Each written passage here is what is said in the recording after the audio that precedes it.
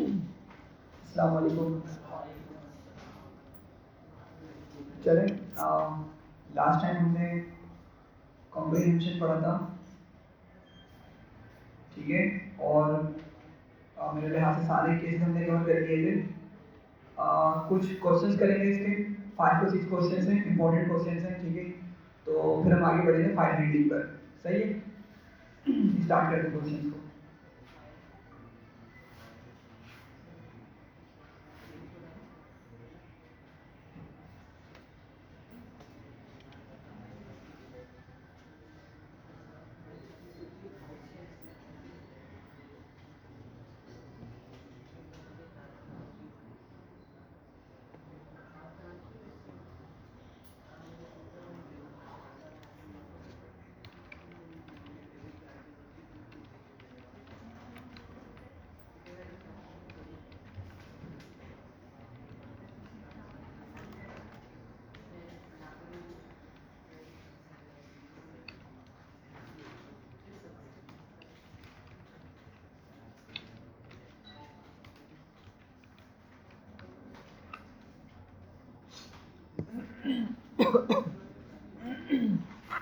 चलें, क्वेश्चन ये है कि ये कुछ मैंने एनिमल्स लिख दिए हैं, ठीक है।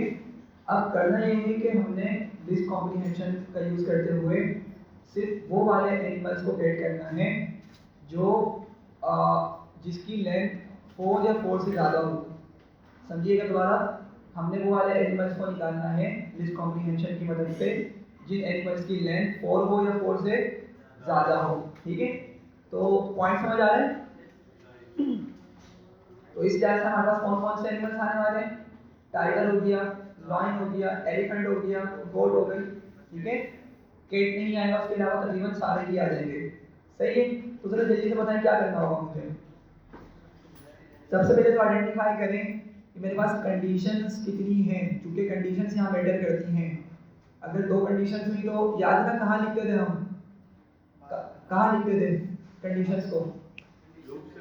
लूप से पहले लिखते थे। एग्जैक्टली, कहाँ लिखते थे? लूप से पहले। और अगर सिंगल कंडीशन हो, भले वो इफ कंडीशन हो, भले वो एक से ज्यादा हो कंडीशंस, एल्स यूज नहीं करना हमने। अगर एक से ज्यादा एक कंडीशन हो या सिंगल हो, उसको हम कहाँ लिखेंगे? फॉर लूप के बाद लिखेंगे। तो सबसे पहले आइडेंटिफाई करेंगे क्वेश्चन में क्या कहा गया आपको। एक कंडीशन है कि भाई वो वर्ड्स जिसकी लेंथ 4 या 4 से ज्यादा हो, हमें उस वो वाले सारे एनिमल्स निकालने, उसकी लिस्ट बनानी है, ठीक है। एक ही कंडीशन है। अगर ना हुए, ये बात हमने की ही नहीं है, सही है ना? बात समझ रहे हैं? एक ही कंडीशन है हमारे पास, तो बिल्कुल। और वो कहाँ पर आएगी कंडीशन? फॉर लूप के बाद आएगी।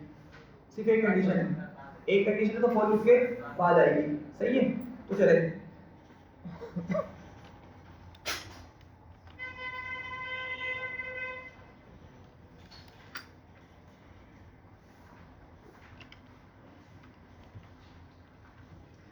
फिलहाल मेरे माइंड में ये वेरिएबल आ रहा था तो मैंने ये बना दिया, सही है। अच्छा, सबसे पहले हमने ब्रैकेट बनाए, ठीक है। अब क्या करना होगा नेक्स्ट मुझे? एग्जैक्टली, फॉर, और क्या करूंगा? कोई भी आइटरेटर या कोई भी वर्ड यूज कर लूंगा। लेट्स मैं यहाँ पे एनिमल यूज कर लेता हूँ, क्योंकि मेरे पास ऊपर लिस्ट में क्या मौजूद है? एनिमल्स मौजूद है, ठीक है। तो मैंने एनिमल यूज कर लिया, लेकिन आपकी मर्जी कुछ और भी यूज कर लें। और फिर क्या करूंगा मैं? इन हाँ रेंज, क्यों?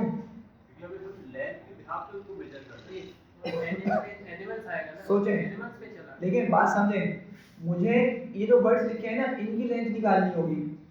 मुझे जो वर्ड्स लिखे हैं ना, ये जो एनिमल्स हैं, इनकी लेंथ निकालनी होगी। तो अगर मैं, चले आप बोलते हैं क्या करूं? रेंज लिखूं और क्या करूं? लेंथ लिख लूं। लेकिन लेंथ में अंदर क्या लिखूंगा?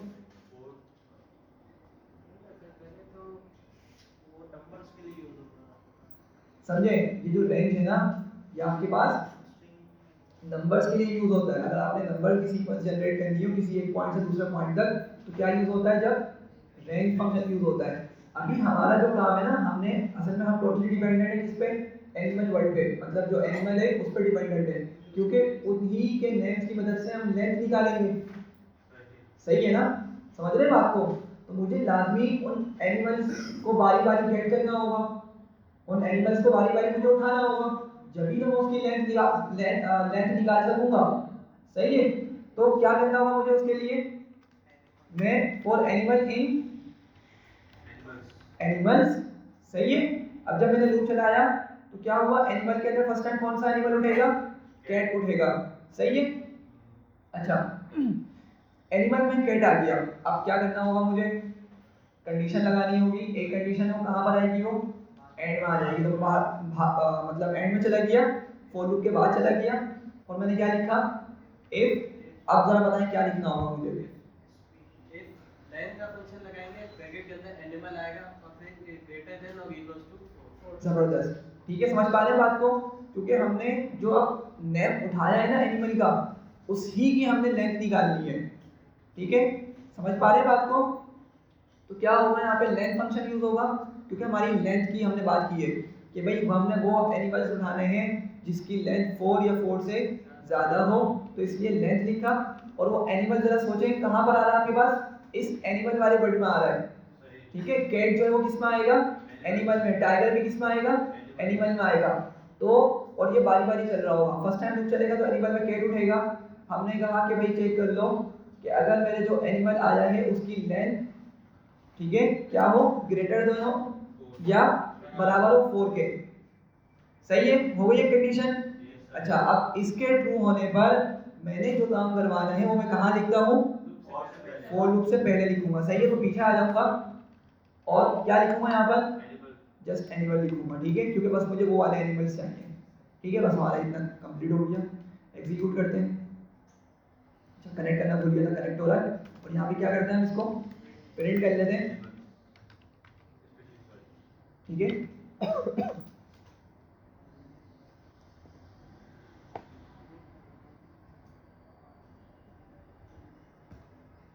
क्या हो गया, आ गए। ठीक है भाई, सही है, समझ पा रहे हैं, सिंपल सा, कोई इतना डिफिकल्ट नहीं है। ठीक है, एक और क्वेश्चन देखते हैं जरा।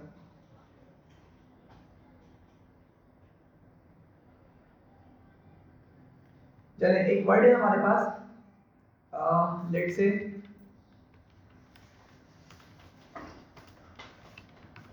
एजुकेशन। अब मुझे क्या करना है, मैंने इस एजुकेशन वर्ड में से वॉवेल्स को निकालना है। क्या करना है, वॉवेल्स को निकालना है कि इस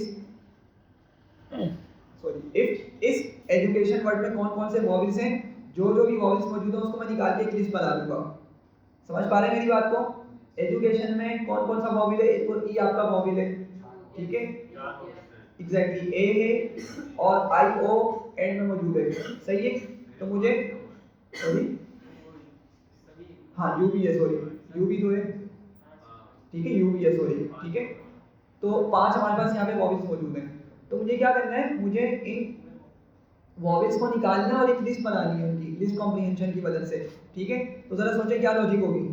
फॉर लूप को चलाना पड़ेगा, क्योंकि मुझे लेटर को वेट करना पड़ेगा, मुझे लेटर को निकालना पड़ेगा, जब ही तो मैं डिसाइड कर सकूंगा कि भाई वॉवेल है या नहीं है। समझ रहे हैं बात को, तो मुझे फॉर लूप को चलाना पड़ेगा, लिस्ट के अंदर ब्रैकेट बना के फॉर लूप चलाऊंगा। ठीक है, और आपके माइंड में आ रहा होगा कि क्या लिखेंगे हम, फॉर लेटर इन वर्ड या फॉर करेक्टर इन वर्ड, जो भी लिखना चाहें। सही है, अब आपका जब लूप चलेगा तो लेटर या करेक्टर आपने जो भी लिखा हुआ उसमें क्या उठेगा, सिर्फ ई आएगा। एक एक लेटर आएगा, तो समझिएगा, हमने पहले भी डिस्कस किया था।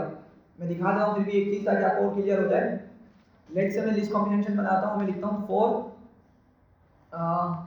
लेटर इन, लेट से प्रोग्रामिंग लिख देता हूँ मैं फिलहाल। ठीक है, अलग समझा रहा हूँ मैं।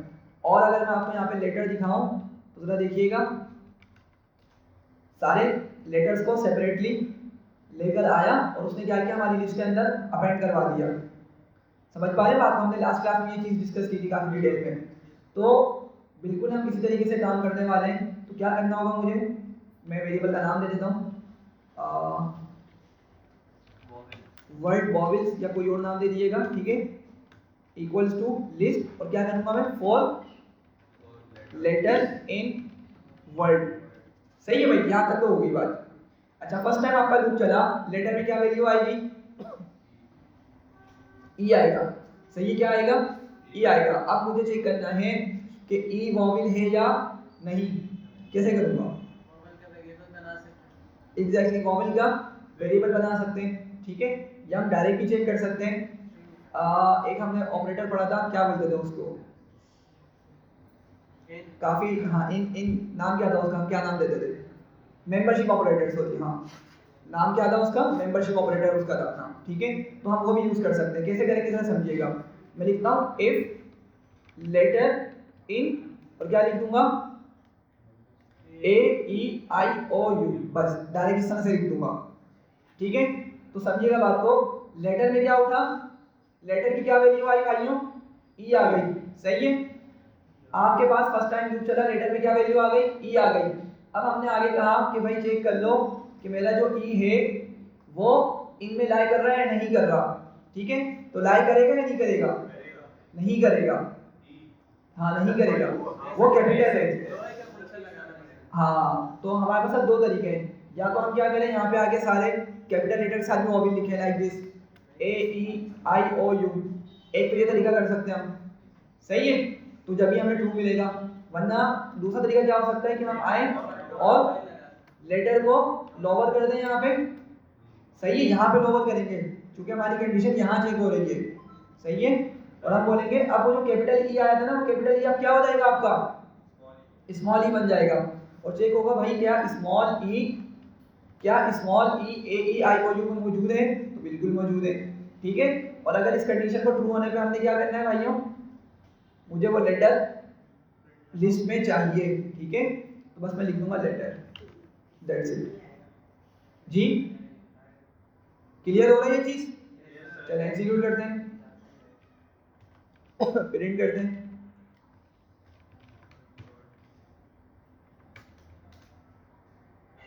सही है, तो आपके पास क्या हुआ, वो सारे वॉवेल्स यहाँ पर आ चुके हैं। क्लियर हो रही है बात, ठीक है।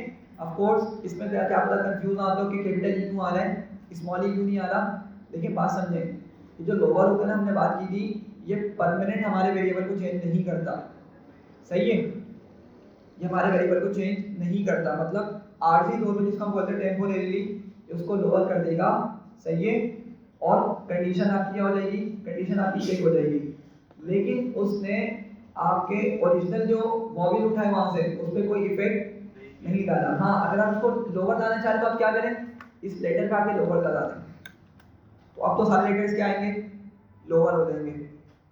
समझ पा रहे हैं मेरी बात को, क्योंकि ये वाली चीज आपकी असल चीज है, एक्सप्रेशन वाली, सही है। अगर आपको यहाँ पे लोअर लगा के लिखना, आप लोअर लगा लें, आप देखें आउटपुट कैसा आएगा, अब स्मॉल ही आ जाएगा, सही है, समझ रहे हैं बात को। तो यहाँ पर लोअर लगाने से सिर्फ कंडीशन चेक होते वक्त वो लोअर होगा, अदरवाइज ओरिजिनली वो कैपिटल ई ही लिखा हुआ है, ठीक है। क्लियर हो रही है बात, चले आगे बढ़ते हैं।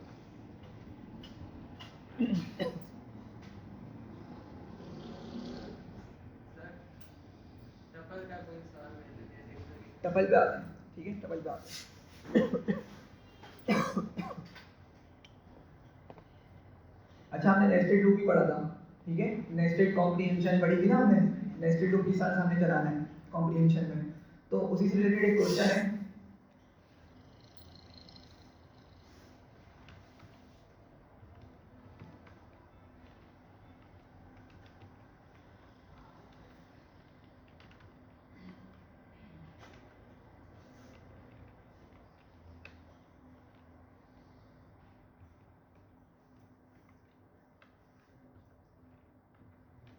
चलें, अब क्वेश्चन ये है कि हमने इसको फ्लैटन करना है, मतलब ये हमारी क्या है, एक लिस्ट है, लिस्ट ऑफ लिस्ट है, मतलब एक लिस्ट के अंदर और लिस्ट मौजूद हैं, सही है। तो अब क्या करना है, मुझे एक इस तरह की लिस्ट कॉम्प्रिहेंशन बनानी है कि वो क्या करे, वो इन तमाम नंबर्स को सिंपली लिस्ट में दिखा दे, सिंपल लिस्ट में, मतलब 1 2 3 4 5 6 7 8 9 10 बगैर किसी फर्दर स्क्वायर ब्रैकेट्स के, बस एक ही बाहर वाला स्क्वायर ब्रैकेट होगा, एक ही लिस्ट होगी, और सारे नंबर्स आपके पास क्या होंगे, उस लिस्ट में मौजूद होंगे। समझ पा रहे क्वेश्चन, मैं लिख के दिखा देता हूँ किस तरह से होगा। आपने एक लिस्ट बनानी है, उसमें किस तरह से आएगा, बस इस तरह के सिंपल नंबर्स आ जाएंगे, कोई अंदर फर्दर आपको लिस्ट नहीं चाहिए, सही है। तो हिंट के तौर पे ये आपका क्वेश्चन सॉल्व होगा नेस्टेड लूप से, ठीक है। तो बताया क्या होगा,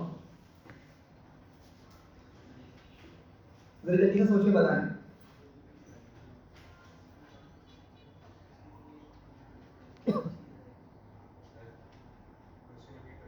अच्छा, क्वेश्चन ये है, आपके पास ये लिस्ट ऑफ लिस्ट है, ठीक है, लिस्ट ऑफ लिस्ट। इसके अंदर आप देख रहे हैं कि 1 2 एक पेयर बन के लिखा हुआ है लिस्ट में, 3 4 सिमिलरली बाकी नंबर्स एक पेयर बन के लिखे हुए लिस्ट के अंदर। हमने करना ये है कॉम्प्रीहेंशन का यूज करते हुए इन तमाम नंबर्स को इस तरह से एक ही लिस्ट में कंबाइन करना है या अपेंड करवाना है, ठीक है। आउटपुट देख रहे हैं किस तरह से, इस तरह से आपके पास 10 तक नंबर्स आ जाएंगे। तो इसको हम बोलते हैं फ्लैटेन करना, मतलब उनसे नंबर्स निकालने, नम से नंबर्स निकालने सारे और सिंपली इस लिस्ट में हमने लिखना है, ठीक है। सॉरी,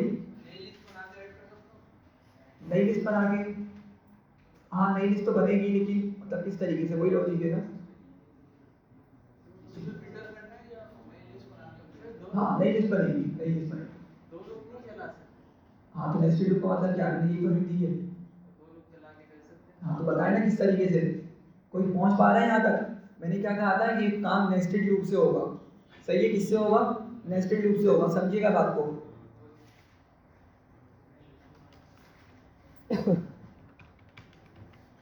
क्या करता हूँ मैंने ये ब्रैकेट्स लिख लिए, ठीक है, लिस्ट के। सबसे पहले मैं एक लूप चलाता हूँ, बोलता हूँ फॉर LIS लिख देता हूँ, ठीक है। पूरा लिस्ट नहीं लिख रहा क्योंकि वो हमारे पास क्या है, ये कीवर्ड है, तो ये गलत है इस तरह यूज करना, कीवर्ड का हम इस तरह यूज नहीं करते। सिंपल मैंने इसको लिस्ट लिख दिया, सही है। और किस पे चलाया मैंने, फॉर लिस्ट इन नम्स, ठीक है। अच्छा, अब ये जो लिस्ट है ना, ये इमेजिन करेंगे कि क्या लेकर आएगा, क्या वैल्यू लेकर आएगा, ये पूरी 1 और 2 वाली लिस्ट लेकर आएगा। ये समझ रहे हैं बात को। फर्स्ट टाइम लूप चलेगा, LIS के अंदर क्या उठेगा डेटा, ये पूरी स्क्वायर ब्रैकेट के साथ 1 और 2, ठीक है। सेकंड टाइम लूप चलेगा, क्या उठेगा उसमें डेटा 3 और 4। अगर मैं आपको यहाँ पे दिखा दूं, यहाँ पे लिखूं LIS, तो कोई फर्क नहीं पड़ेगा, मतलब बिल्कुल वैसे ही हमें आउटपुट मिल जाएगा जिस तरह हमने ऊपर लिखा हुआ है। तो देखें जरा, आपके पास फर्स्ट टाइम लूप चला, लिस्ट में क्या वैल्यू आई, ये 1 और 2, और हमने बोला भाई क्या कर दो, उसी को हमारी लिस्ट में अपेंड कर दो, तो उसने अपेंड कर दिया। समझ रहे हैं बात को। सेकंड टाइम लूप चला, उसने 3 और 4 को अपेंड कर दिया, तो इससे कोई डिफरेंस नहीं हुआ। लेकिन हमने पढ़ा था नेस्टेड लूप। नेस्टेड लूप क्या होता है कि हम एक लूप के अंदर दूसरा लूप चलाते हैं, सही है। तो मुझे यहाँ पे एक और लूप चलाना, उसके लिए क्या हमने स्ट्रक्चर देखा था, हम बाद में जाएंगे और पहले वाले लूप के बाद जाके दोबारा से एक लूप लिख देंगे। तो क्या लिखता हूँ मैं, फॉर एन इन लिस्ट, ठीक है। समझ पा रहे हैं बात को कि आपके फर्स्ट टाइम लूप चला, फर्स्ट टाइम आपका लूप चला तो वैल्यू क्या होगी, ये लिस्ट ऑफ 1 2, मतलब 1 2 की लिस्ट आ गई थी आपके पास, ठीक है। अब लिस्ट में क्या मौजूद है, अगर मैं यहाँ पे लिखूं, आपके पास ये 1 2 मौजूद है, सही है। अच्छा, अब फिर हम क्या बोल रहे हैं भाई, क्या करो, एक और लूप चलाओ और वो डेटा उठाया किससे, इस 1 2 से। तो फर्स्ट टाइम आपका लूप चलेगा तो n के अंदर क्या वैल्यू आएगी, 1। सेकंड टाइम लूप चलेगा, n में क्या वैल्यू आएगी, 2। समझ पा रहे हैं बात, ठीक है। तो इस तरीके से हमारी प्रॉब्लम सॉल्व हुई। अब n के अंदर डेटा उठेगा सारा, ठीक है। तो मैं यहाँ पे LIS के बजाय क्या लिखूंगा, n लिख दूंगा बस, दैट्स इट, ठीक है। एग्जीक्यूट करते हैं, तो ये क्या होगा, हमारी लिस्ट फ्लैटन हो गई या सिंपल एक लिस्ट बन गई, ठीक है। समझ रहे हैं बात को। पहले तो आपने n लिखा है, ये डायरेक्ट पुश कर एरे में वैल्यूज ऐड कर जी जी, ये जो है ना सॉरी, ये लिस्ट कॉम्प्रीहेंशन के अंदर हमने पढ़ा था कल नहीं सॉरी लास्ट क्लास में। तो ये क्या होता है, ये स्पेशल स्ट्रक्चर्स होते हैं जो आपके ना जो नॉर्मल लिस्ट वाले तरीके होते हैं उसको शॉर्ट करके लिखे जाते हैं। तो ये क्या करेगा, ये पूरी लॉजिक एग्जीक्यूट होने के बाद ना, ये जो n लिखा हुआ है, एक्सप्रेशन हम इसको बोल रहे होते हैं, ये हमारी ये जो लिस्ट आपको दिख रही है ना, लिस्ट वाले स्क्वायर ब्रैकेट दिख रहे हैं, इस पर डेटा को अपेंड करता रहेगा बार बार, ठीक है। इस पर डेटा को अपेंड करता रहेगा। तो अभी आपने देखा होगा कि फर्स्ट टाइम जब आपके पास LIS में ये उठा, तो अगले लूप के मदद से हमने क्या निकाला, उसमें से n निकाला जो कि 1 आया, तो 1 आपके पास यहाँ पर आएगा और 1 क्या हो जाएगा, इस लिस्ट में अपेंड हो जाएगा, ठीक है। तो आपकी लिस्ट किस तरह बन चुकी होगी, फर्स्ट लूप में ये इसमें सिर्फ 1 मौजूद होगा। अब आपका सेकंड वाला लूप चलेगा दोबारा, फर्स्ट वाला लूप अभी दोबारा नहीं चलेगा, हमने पढ़ा था प्रीवियसली। अभी आपका ये वाला लूप नहीं चलेगा, अभी आपके पास यही वाली चीज एग्जीक्यूट होगी। अगर ये एग्जीक्यूट हो सकती है, अगर इसने आइटरेशन बची हुई है इसकी, तो अभी इसने 1 उठाया था, दोबारा लूप चलेगा तो क्या उठाएगा ये 2 उठाएगा, और फिर इस 2 को उठा के पीछे ले जाएगा लिस्ट में सॉरी यहाँ पे ले आएगा, और फिर दोबारा उस लिस्ट के अंदर अपेंड कर देगा। अब आपकी लिस्ट मॉडिफाई क्या हो जाएगी, इसमें 2 भी आ जाएगा। ठीक है, अब ये वाला लूप आपका क्या हो चुका है, खत्म हो चुका है, दोबारा नहीं चलेगा। ठीक है, तो दोबारा से आपके पास पहले वाला लूप चलेगा, और अब ये क्या उठाएगा लिस्ट के अंदर 3 और 4 को उठाएगा। समझ पा रहे हैं बात को? ठीक है, बिल्कुल उसी का सिमिलर है जो हमने लास्ट क्लास में पढ़ा था। ठीक है, क्लियर है? चलें, हाँ कुछ बोलिए।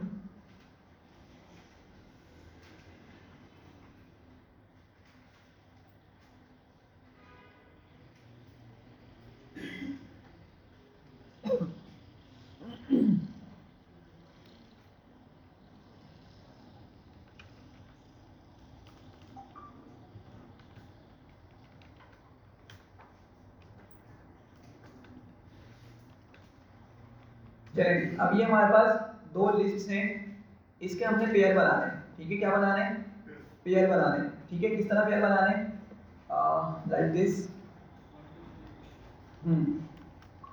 1 3 सॉरी 1 1 4, ठीक है 2 3 और 2 4, सही है। जरा बताएं जल्दी से क्या करना पड़ेगा हमें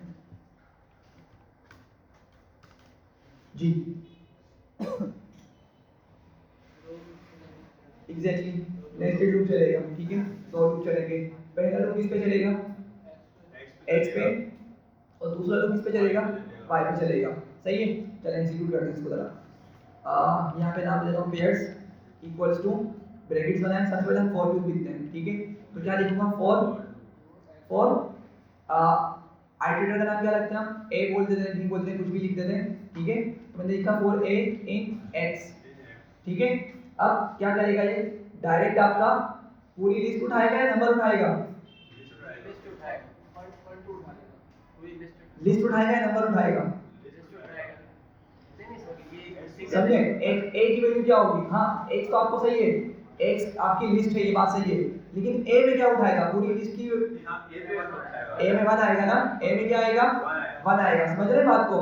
अच्छा, अब आगे जाते हैं और मुझे क्या करना है, दोबारा से एक लूप चलाना है, और वो लूप किस पे चलाऊंगा मैं, y पे। मैं लिखता हूँ फॉर b इन y। सही है, समझ रहे हैं बात को?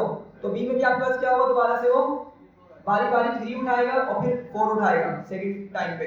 ठीक है, लेकिन फ्लो क्या होगा इसका, आपके पास जब फर्स्ट टाइम ये लूप चलेगा, a की क्या वैल्यू आएगी, a की वैल्यू आएगी 1, और फिर आगे बढ़ेगा कंपाइलर और वो इस चीज को एग्जीक्यूट करेगा।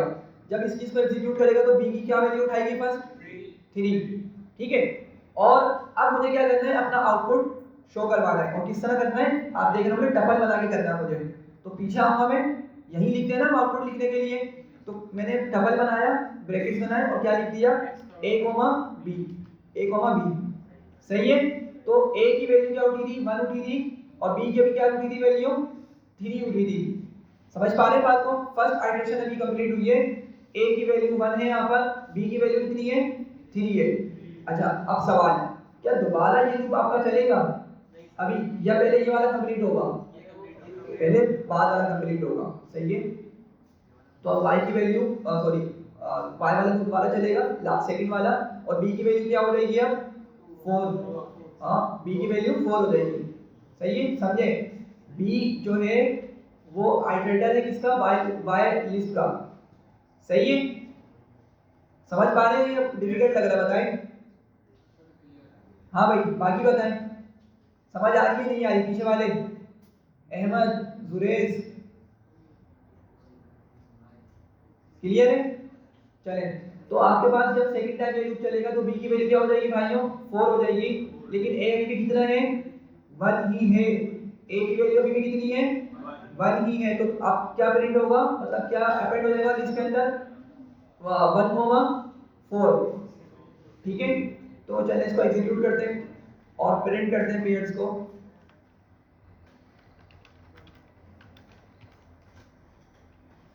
तो ये हमारा आउटपुट आ गया। ठीक है, थोड़े से फर्स्ट टाइम करें मुझे पता है थोड़ा सा वेट सा लग रहा होगा, ठीक है, लेकिन चीज़ बहुत सिंपल है। जो चीज़ पीछे से लेके चले ना बिल्कुल वही कॉन्सेप्ट आगे जा रहा है, ठीक है। बस अब आपको सोचना है कि किस तरीके से ये चीज़ एग्जीक्यूट होगी, या अगर आपको कोड लिखना मिले तो आप समझें उस चीज़ को कि किस तरीके से ये काम कर रहा है। पहले कहाँ पे कंपाइलर जा रहा है, उसके बाद फिर कहाँ जा रहा है, फिर किस तरीके से मूव करके पीछे आ रहा है, आपको ये पता होना चाहिए, ठीक है। तो फिर भी कोई क्वेश्चन है तो बताएं, हम फिर आगे बढ़ेंगे। जी कोई भी क्वेश्चन नहीं है? क्या बात है। सर ये a, b करके लिखा है, हम तो ये पेयर्स बनाने के लिए। जी पेयर्स बनाने के लिए आप इसको अगर बोलते हैं लिस्ट लिख दो तो लिस्ट भी में लिख सकते हैं इस तरह से, एक ही बात है, लिस्ट में आ जाए। ठीक है, फिर वो लिस्ट में आ जाएगा। अभी आपको जो ब्रैकेट दिख रहे हैं ना, ये डबल सारे ब्रैकेट दिख रहे हैं, फिर वो स्क्वायर ब्रैकेट बन जाएंगे, ठीक है। तो आपकी मर्जी, आप किसी भी तरीके से उसको लिखें। आप इसको इवन सेट में भी लिख सकते हैं, सब बगैर ब्रैकेट में बगैर ब्रैकेट के ना फिर मसला करेगा ये, मैं दिखा देता हूँ, एरर दे देगा। क्योंकि पेयर जो है ना, देख रहे हैं क्या बोल रहे हैं कि पैरेंथेसिस तो लगा दो, सही है, तो मतलब एक पेयर बना के लाएगा ना वो, तो इसलिए वो यहाँ पे एग्जीक्यूट नहीं हो पा रहा। हाँ अगर इसको प्लस कर दिया होगा मैंने, कोई ऑपरेशन कर दिया तो फिर तो काम करेगा ये, सही है, बात समझे, क्योंकि वो सिंगल वैल्यू हो जाएगी आपकी, सही है, और उस सिंगल वैल्यू को अपेंड कर देगा लिस्ट के अंदर ही, सही है। लेकिन अगर मैं दोनों वैल्यूज लिखना चाह रहा हूँ ना, तो फिर लाजमी है कि मैं इसको किसी तरीके से डबल लिस्ट या सेट्स में बना के इसको लिखूँ। सर ऊपर पेयर बने हुए थे, इस वजह से ये नीचे हमें ये करना पड़ रहा है। सॉरी, ऊपर सेट की सूरत में था, इस वजह से ये नीचे करना पड़ रहा है। नहीं लाजमी नहीं है, ये सेट तो नहीं है वैसे भी, अगर सेट की पेयर की सूरत बनी हुई तो इसी वजह से नहीं नहीं नहीं, देखिए हमारा आउटपुट होता है, मैंने आपको बताया था हमें आउटपुट इस तरह से चाहिए, ये क्वेश्चन का ही पार्ट है कि हमें आउटपुट यहाँ पे लिख देता हूँ, ये हमें इस तरह से आउटपुट अपना एग्जीक्यूट करवाना है, और हमें ये दो लिस्ट्स गिवन थी, सही है। तो अगर ये टपल होते, लेट से ये टपल है भाई, ठीक है, ये भी डबल है, तो क्या कोई हमारे लॉजिक पे फर्क पड़ेगा? नहीं। हमने बात की थी लिस्ट कॉम्प्रिहेंशन पढ़ ली है ना, tuple comprehension, although tuple comprehension exist नहीं करती, लेकिन बताता हूँ जरा उसकी डिटेल क्या है। सेट्स कॉम्प्रिहेंशन, ठीक है, और डिक्शनरी कॉम्प्रिहेंशन थोड़ी सी डिफरेंट है, अभी हम इसको डिस्कस कर लेंगे, ठीक है, लेकिन वो काम तकरीबन सेम ही तरीके से करेगी, जो हम लॉजिक समझता है ना नीचे से वही काम करेगी, सही है। तो लाजमी नहीं है कि आपके पास ये इस तरह से लिखा हुआ है जब भी हम इसको ब्रैकेट में लिख रहे हैं, नहीं, ठीक है, क्वेश्चन की रिक्वायरमेंट की वजह से लिख रहे हैं, ठीक है। अगर क्वेश्चन ये होता भाई क्या करो, स्क्वायर बना के ले आओ, मतलब लिस्ट बना के ले आओ, क्या ले आओ, लिस्ट बना के ले आओ, तो फिर हम लिस्ट बना के ले आते, जो अपने ऊपर वाला क्वेश्चन था हमारा जिसको हमने फिल अटेम्प्ट किया था, ठीक है। तो क्वेश्चन की वजह से हमने इसको इस तरह किया है, वरना कोई लिस्ट या सेट्स की वजह से कोई इसकी वो नहीं है, ठीक है।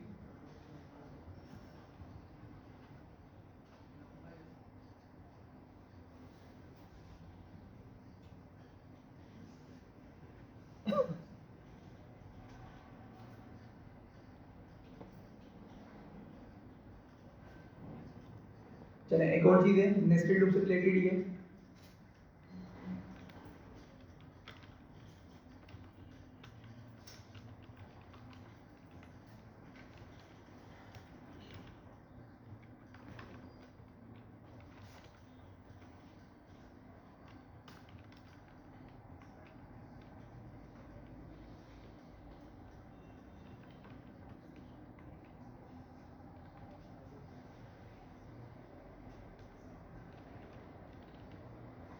सही है भाई।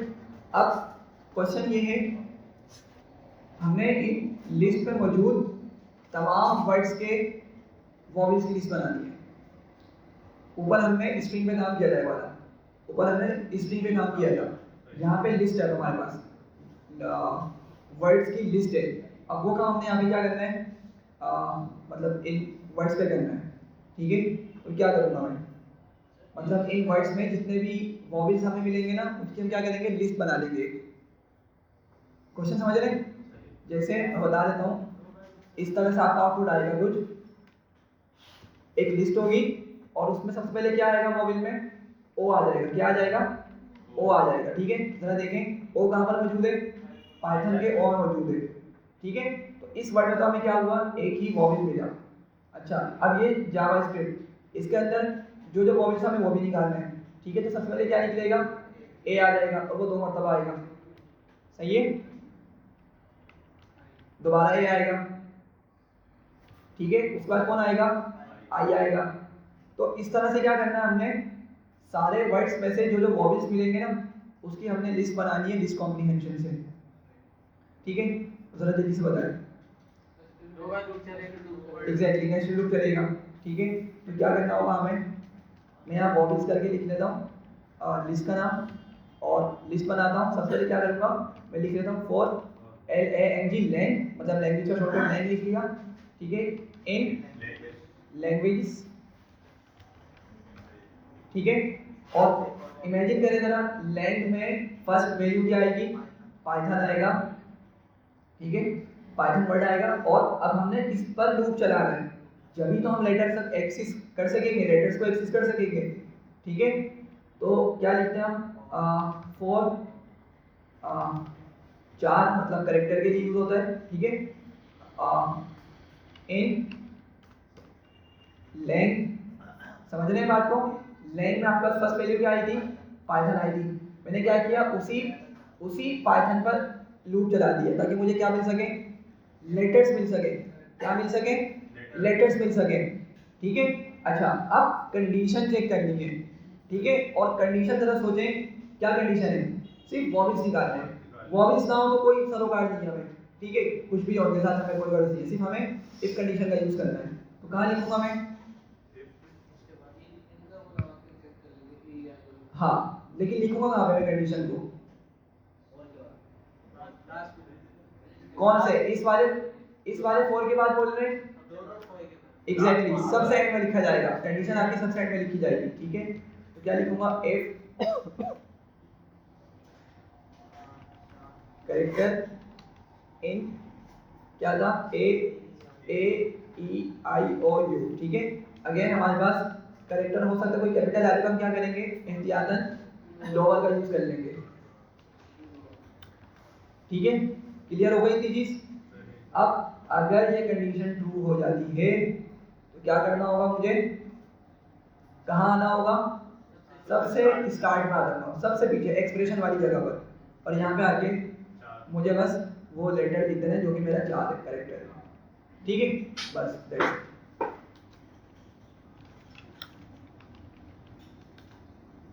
सही है, तो ये हमारा आउटपुट है जी। डुप्लीकेट खत्म करना, इसमें शायद हम चाहते हैं डुप्लीकेट खत्म ना हो, तो जबरदस्त चीज पूछी आपने। अच्छा, आपने पढ़ी थी एक चीज सेट्स, ठीक है। सेट्स क्या करता था, सेट्स डुप्लीकेट्स नहीं रखता था अपने पास, ठीक है। तो अगर मैं यहाँ पर इस चीज को सिर्फ सेट के ब्रैकेट बता दूँ, क्या हो जाएगा, ये सेट कॉम्प्रीहेंशन हो जाएगी हमारी, क्या हो जाएगी, सेट कॉम्प्रीहेंशन। कॉन्सेप्ट बिल्कुल वही है, कोई डिफरेंस नहीं है, सिर्फ ब्रैकेट की वजह से क्या बन गया, ये सेट कॉम्प्रीहेंशन हो गई। अब दोबारा से एग्जीक्यूट करते हैं, ठीक है। तो जरा देख लें आप लोग, क्या हुआ, एक ही मरतबा आ गया, सही है, क्लियर हो गई ये चीज। तो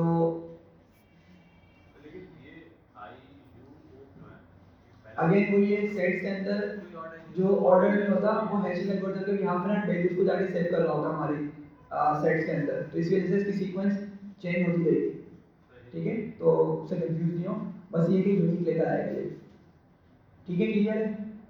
अच्छा, चलें इसी चीज़ को मॉडिफाई करते हैं।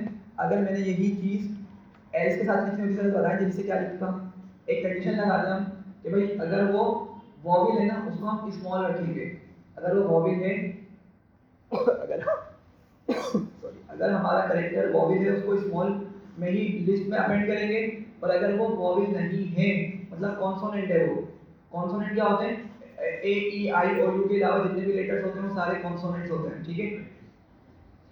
तो उसको हम कैपिटल बनाएंगे, जो कॉन्सोनेंट होगा उसको हम कैपिटल बना के सेव करेंगे लिस्ट में, और जो वॉवेल होगा उसको उसकी स्मॉल केस में इसको सेव करवाएंगे, समझ रहे हैं क्वेश्चन। तो अब आपकी कंडीशन बढ़ गई है, एल्स वाला पार्ट आ गया है कि भाई वॉवेल हो तो ये करो, ना हो तो ये करो, ठीक है। तो क्या कहाँ लिखना होगा मुझे चीज़ को, इसको बिल्कुल, ठीक है। तो मैं इसको अगेन लिस्ट में कन्वर्ट कर लेता हूँ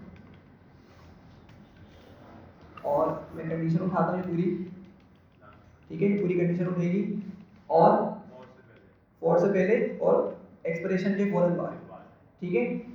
तो क्या हो रहा है, आपकी कंडीशन चेक हो रही है कि भाई अगर ये कंडीशन ट्रू होती है तो क्या करो, करेक्टर को ऐसे ही लिस्ट में अपेंड कर दो, सही है। अदरवाइज क्या करो, एल्स लिखेंगे और क्या बोलेंगे, 4 डॉट अपर दैट्स इट, ठीक है। वरना ये काम कर दो कि मैं उसको बड़ा बनाऊं, कैपिटल बनाऊं और लिस्ट में अपेंड करवा दूं, ठीक है। एडिट करते हैं जरा, सही है। तो देखिए जरा, सारे आ गए कैपिटल, ओ आपका स्मॉल आ गया एंड सो ऑन, ठीक है। ए आपका स्मॉल है, ए स्मॉल है, बाकी सब आपके कैपिटल हो गए, ठीक है। तो उम्मीद है कि चीज़ें क्लियर हो गई होंगी, ठीक है। अच्छा, तो ये क्लियर है, ठीक है। चलें आगे बढ़ते हैं। तकरीबन ये हमारे पास कुछ क्वेश्चंस थे। अब एक चीज़ ज़रा समझें, जो आपने कॉन्सेप्ट पढ़े थे, सारे रूल्स पढ़े, वो सब के सब सेम है बाकी डेटा टाइप्स के लिए। अब एक चीज़ होती है टपल, हम कॉम्प्रीहेंशन उसको बोल दिया हमने, लेकिन tuple comprehension by default exist नहीं करता, बाय डिफ़ॉल्ट एग्जिस्ट नहीं करता। क्या बोल रहा हूँ मैं, देखें, मैं यहाँ पे लिखता हूँ T1 इक्वल्स टू, मैंने ब्रैकेट्स बनाए, सही है, ब्रैकेट्स बनाए और ये ब्रैकेट्स हम टपल के लिए यूज़ करते हैं। मैं सिंपल सा बिल्कुल कॉम्प्रीहेंशन लिखता हूँ, मैं लिखता हूँ फॉर n इन रेंज 1 से 11 और क्या करो, n को यहाँ पे स्टोर कर दो, अपेंड कर दो हमारे टेबल के अंदर, ठीक है, सही है। अच्छा, एग्जीक्यूट किया, अब जरा देखिएगा T1 प्रिंट करूँगा ना मैं, तो क्या आउटपुट आएगा, क्या बोल रहा है, जनरेटर, क्या दिखा रहा है ये, जनरेटर ऑब्जेक्ट, ठीक है। अच्छा, अगर मैं एक काम और करूँ, मैं एक फंक्शन होता है इसका,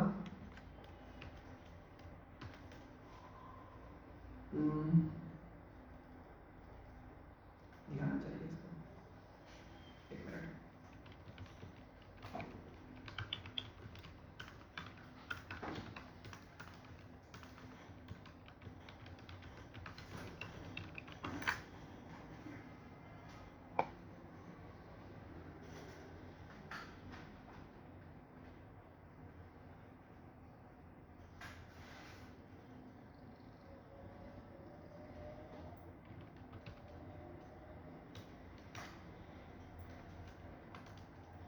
अच्छा देखिए, तो क्या हुआ, अगर ये काम मैंने लिस्ट से किया होता, ठीक है, अगर मैंने ये काम किससे किया होता, लिस्ट कॉम्प्रीहेंशन से किया हुआ होता, और जब मैं उसका प्रिंट करता तो क्या मिलता, मुझे पूरी लिस्ट मिलती ना भाई, वो ठीक, मुझे पूरी की पूरी लिस्ट मिल जाती, सही है।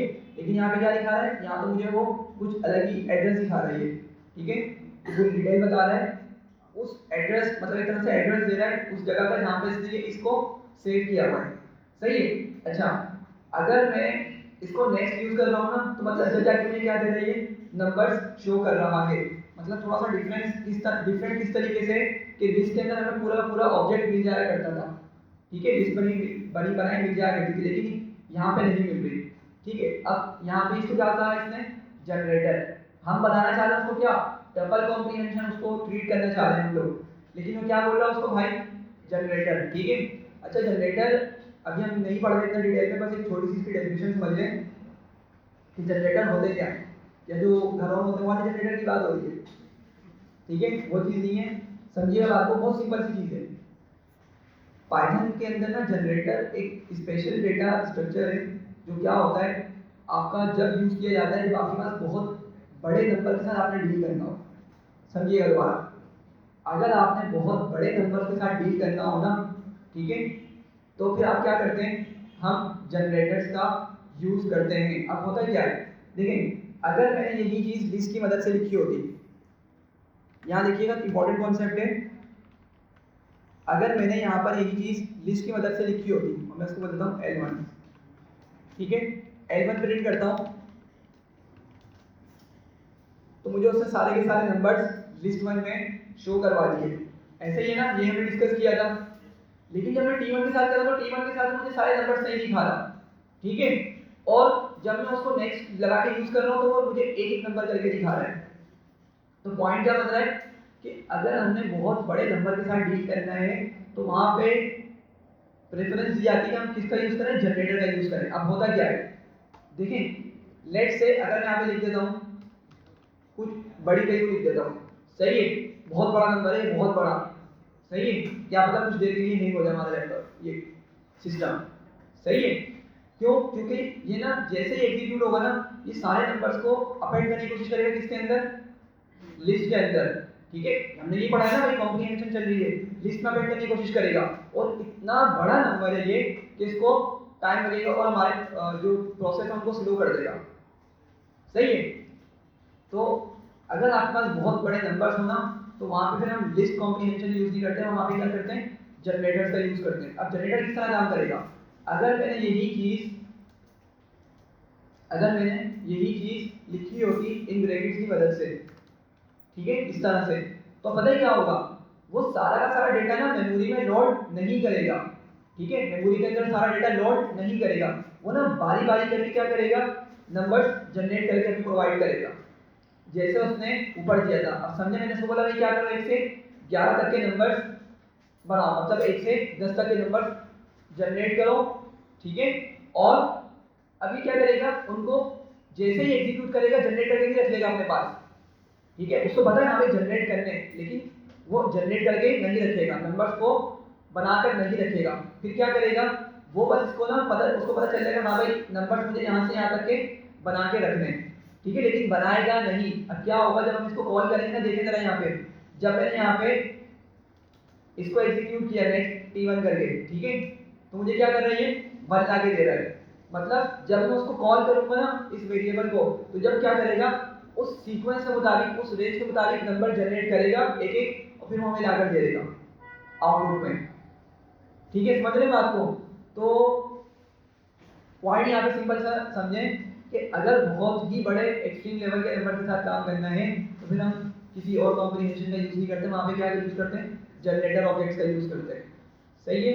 और जनरेटर क्या होते हैं, वो 1 बाय 1 आपके नंबर्स जनरेट करते हैं, सारे के सारे नंबर्स जनरेट करके एक साथ नहीं रखते, सही है। अच्छा, अब लेकिन फिर हम क्या कर सकते हैं, यहाँ पे ना इसको T1 को एक तरह से टपल में कन्वर्ट कर सकते हैं फंक्शन का यूज करते हुए, ठीक है। और फंक्शन में आपको मालूम है हम लिखेंगे डबल और T1, ठीक है।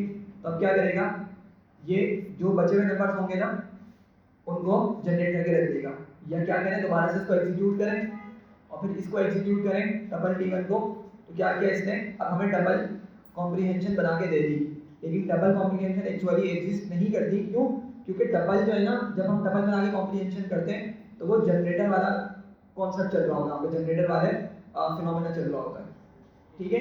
तो इसीलिए डबल कॉम्प्रिहेंशन एग्जिस्ट नहीं करती, हाँ, लेकिन फंक्शन यूज करके हम उसको जबरदस्ती कन्वर्ट जरूर कर सकते हैं, ठीक है। सेट्स देख लेते हैं जल्दी से, सेट्स में हम ये वाला काम कर सकते हैं, क्या करूँगा मैं, सेट्स में लिखा मैंने और for n in range let से 1 से 101 और यहाँ पे हमने लिख दिया n, ठीक है। तो क्या करेगा ये सारे नंबर जनरेट करेगा और हमें सेट्स में लाकर डिस्प्ले कर देगा, ठीक है। और फिर हमें जो भी ऑपरेशन परफॉर्म करना होगा जिस तरह हमारी सारी कंडीशंस और नेस्टेड लूप सब चीज़ें हैंडल करते हैं, बिल्कुल उसी तरीके से यहाँ पे चीज़ों को हैंडल कर सकते हैं, ठीक है, सही है, क्लियर है, हाँ भाई। लास्ट चीज अब डिक्शनरी समझना, डिक्शनरी कॉम्प्रिहेंशन डिटेल में नहीं जा रहा था, तो पहले इसकी डिटेल डिस्कस कर चुके हैं। आप क्वेश्चन बना के मैं आपको दूंगा जरूर, असाइनमेंट के तौर पे मैं से कुछ क्वेश्चन बनाऊंगा, मिक्स होंगे लिस्ट कॉम्प्रिहेंशन, सेट्स के, डिक्शनरी कॉम्प्रिहेंशन के, ठीक है, वो आपको सॉल्व करने होंगे। फिलहाल हम उसको डिटेल में डिस्कस नहीं कर रहे। जैसे कहते हैं हम सेट के अंदर करते हैं, जैसे कि हमने ऊपर किया है बहुत सारे लफ्ज हैं, उनमें से हमें वॉवल्स अलग करने हैं, लेकिन बाद वर्ड्स में वॉवल्स एक से ज़्यादा मतलब आ गए, लेकिन इसमें सिंगल टाइम वेट हाँ, सेट के अंदर सिंगल ही होगा इसमें, ठीक है। सेट का यही आपका जो है ना यूज़ कैसे, कि अगर आपको कहीं पे डुप्लीकेशन अवॉइड करनी है तो फिर आप सेट्स का यूज़ कर लेंगे, ठीक है, और फिर उस सेट्स को आप अपनी लिस्ट में कन्वर्ट कर लेंगे टाइप कास्ट करके, समझ रहे हैं। तो आपका क्या होगा, अगर आप डायरेक्ट लिस्ट यूज़ करेंगे तो फिर आपको वो काम नहीं करेगा, डुप्लीकेट लेकर आ रहा होगा, सही है। तो फ्लो क्या होगा, सेट्स का कन्वर्ट करें, सेट्स आपके पास आ जाएंगे, उसमें यूनिक आइटम्स होंगे, यूनिक, आने के बाद भी तो टाइप कास्ट हो सकता है सेट। हाँ ऐसा भी कर लें, लेकिन आपको अल्टीमेटली लाना किस में था, अगर लिस्ट में लेकर आना है तो उसकी बात हो रही है, ठीक है, तो कर सकते हैं बिल्कुल सही, डिपेंड करता है क्वेश्चन की रिक्वायरमेंट। अच्छा देखिए डिक्शनरी कॉम्प्रीहेंशन, तो हमें डिक्शनरी कॉम्प्रीहेंशन इन ब्रैकेट से बनानी होती है, जो कर्ली ब्रैकेट्स होते हैं हमारे यही डिक्शनरी के लिए यूज होते हैं ना, सही है, सेट्स के लिए भी यूज होते हैं, लेकिन डिक्शनरी में थोड़ा सा डिफरेंस होता है। क्या होता है, अगेन लूप पहले चलेगा, पहले हमें लूप चलाना होगा, सही है। तो मैंने लेट से लूप चलाया, मैंने लिखा फॉर एन इन रेंज और लेट से 1 से लेके 11 तक चला गया मैं, ठीक है, मैंने 1 से 11 तक का लूप चलाया। अब मैं चाह रहा हूँ कि भाई हर नंबर का क्या करूँ, स्क्वायर करके सेव कर लूँ, हर नंबर का क्या करूँ, स्क्वायर करके सेव करूँ। किस तरह सेव करूँ थोड़ा समझिएगा। मैं ये चाह रहा हूँ कि भाई 1 हो और 1 की जो वैल्यू हो वो क्या हो, 1 का स्क्वायर हो, 1 का स्क्वायर हो, ठीक है। 2 नंबर है की के तौर पे और उसकी जो वैल्यू हो वो क्या हो, 2 का स्क्वायर हो। समझ पा रहे हैं बात को मैं क्या बोल रहा हूँ। तो 1 की जगह 1 आएगा, 2 की जगह कौन आएगा, 4 आएगा। 2 का स्क्वायर क्या होता है, मतलब ये नंबर है आपका, ये 2 क्या है, नंबर है जो कि की होती है, हमने पढ़ा था। और इसका स्क्वायर जब हमने किया तो उसको हमने कहाँ पे सेव करा दिया, वैल्यू में सेव करवा दिया, ठीक है। 3 को अगर हम देखें तो क्या होगा, 3 का स्क्वायर 9, इस तरह हम इसको करके लिखना चाह रहे हैं, ठीक है, समझ रहे हैं। चलें एग्जीक्यूट करते हैं जरा। तो n के अंदर आपका नंबर उठेगा जो कि 1 होगा फर्स्ट टाइम। तो बस मुझे क्या करना होगा, यहाँ पर आऊँगा मैं और n colon n double stage is 2, ठीक है। बस आपका ये क्या हो गया, एक डिक्शनरी कॉम्प्रीहेंशन का सिंपल सा प्रोग्राम एग्जीक्यूट हो गया। तो जरा देखें 1 का स्क्वायर 1 ही होगा, ये 2 आपका नंबर है लेकिन इसका स्क्वायर क्या हो गया, 4 हो गया। 3 एक नंबर है, उसका स्क्वायर क्या हो गया, 9 हो गया, एंड सो ऑन, ठीक है। क्लियर है चीज, क्वेश्चंस प्रैक्टिस के लिए आपको दे दूंगा, कोई मसला इसमें, आगे बढ़ते हैं। फाइल हैंडलिंग स्टार्ट कर रहे हैं, ठीक है। और वैसे मुझे ना एक्सेप्शन हैंडलिंग पढ़ाना था, एरर हैंडलिंग या एक्सेप्शन हैंडलिंग, लेकिन उसमें कुछ फाइल हैंडलिंग के कॉन्सेप्ट आ रहे थे, तो मैंने कहा पहले फाइल हैंडलिंग डिस्कस कर लेते हैं और फिर हम एक्सेप्शन हैंडलिंग पढ़ेंगे, ठीक है। तो मोस्ट प्रोबेबली नेक्स्ट क्लास में हम एक्सेप्शन हैंडलिंग डिस्कस करें, ठीक है, फाइल हैंडलिंग कंप्लीट करने के बाद। अब फाइल हैंडलिंग थोड़ा सा बड़ा टॉपिक है तो इसको ज़रा गौर से समझिएगा, और मे भी कि इस पर आपको एक प्रोजेक्ट मिले स्क्रैपिंग का, ठीक है। आपने क्या करना होगा, डेटा स्क्रैप करना होगा वेबसाइट से और उनको फाइल में स्टोर करना होगा। तो फाइल हैंडलिंग आपके वहाँ पे काम आएगी, ठीक है। स्क्रैपिंग कैसे करनी मैं आपको आइडिया दे दूंगा, ठीक है। कोशिश करूंगा क्लास में पॉसिबल हो, क्लास में मैं एक वीडियो बना दूंगा शॉर्ट, तो आपको पता चल जाएगा ब्यूटीफुल सूप का यूज़ करते हैं किस तरीके से हम स्क्रैपिंग कर सकते हैं, ठीक है। तो आपने स्क्रैपिंग करनी है किसी भी वेबसाइट की, और वो डेटा उठाए कहाँ सेव करना होगा, फाइल के अंदर सेव करना होगा। तो स्टार्ट करते हैं फिर आज का टॉपिक।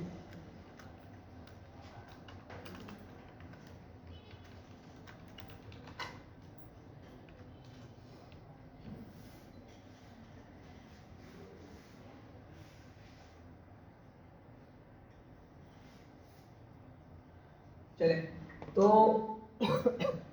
फाइल हैंडलिंग टॉपिक का नाम हो सकता है डिफिकल्ट लग रहा है, लेकिन सिंपल सी चीज़ है। हमने क्या करना है, फाइल को ओपन करना, उसमें डेटा को राइट करना, उसमें उससे डेटा को रीड करना, ये सीखना है, ठीक है। आप लोग जैसे नोटपैड फाइल खोलते होंगे, ठीक है, और एक्सेल फाइल खोलते होंगे, ठीक है, वर्ड की फाइल्स खोलते होंगे। तो जिस तरह वहाँ की चीज़ों को हैंडल करते हैं वही चीज़ हमने यहाँ प्रोग्रामिंग से हैंडल करनी है, कोड की मदद से, कि हम किस तरह से फाइल को क्रिएट करेंगे, किस तरह उसको ओपन करेंगे, किस तरीके से उसमें डेटा लिखेंगे, किस तरह से रीड करेंगे और क्लोज करेंगे, ठीक है। तो ये इसका कॉन्सेप्ट है। अच्छा, फाइल हैंडलिंग याद रखें कि अगर हम फाइल हैंडलिंग कर रहे हैं ना, तो ये सिर्फ टेक्सचुअल डेटा पे काम करता है, ठीक है। किस पे काम करता है, ये सिर्फ टेक्सचुअल डेटा पे काम करता है। मतलब क्या हुआ कि सिर्फ स्ट्रिंग्स पर ये काम करेगी। फाइल हैंडलिंग किस पे काम करेगी भाइयों, स्ट्रिंग पे काम करेगी। स्ट्रिंग के अलावा इंटीजर, फ्लोट, बूलियन और लिस्ट, टपल्स, सेट्स, डिक्शनरीज, इन पे काम नहीं करेगी, ठीक है। देखेंगे इसको हम डिटेल में, बहुत डिटेल में इसको डिस्कस करेंगे, तो ये सारी चीज़ें हम कवर करेंगे, ठीक है। बस पॉइंट ये समझें कि हम इसको टेक्सचुअल डेटा के लिए यूज़ करते हैं फाइल हैंडलिंग को।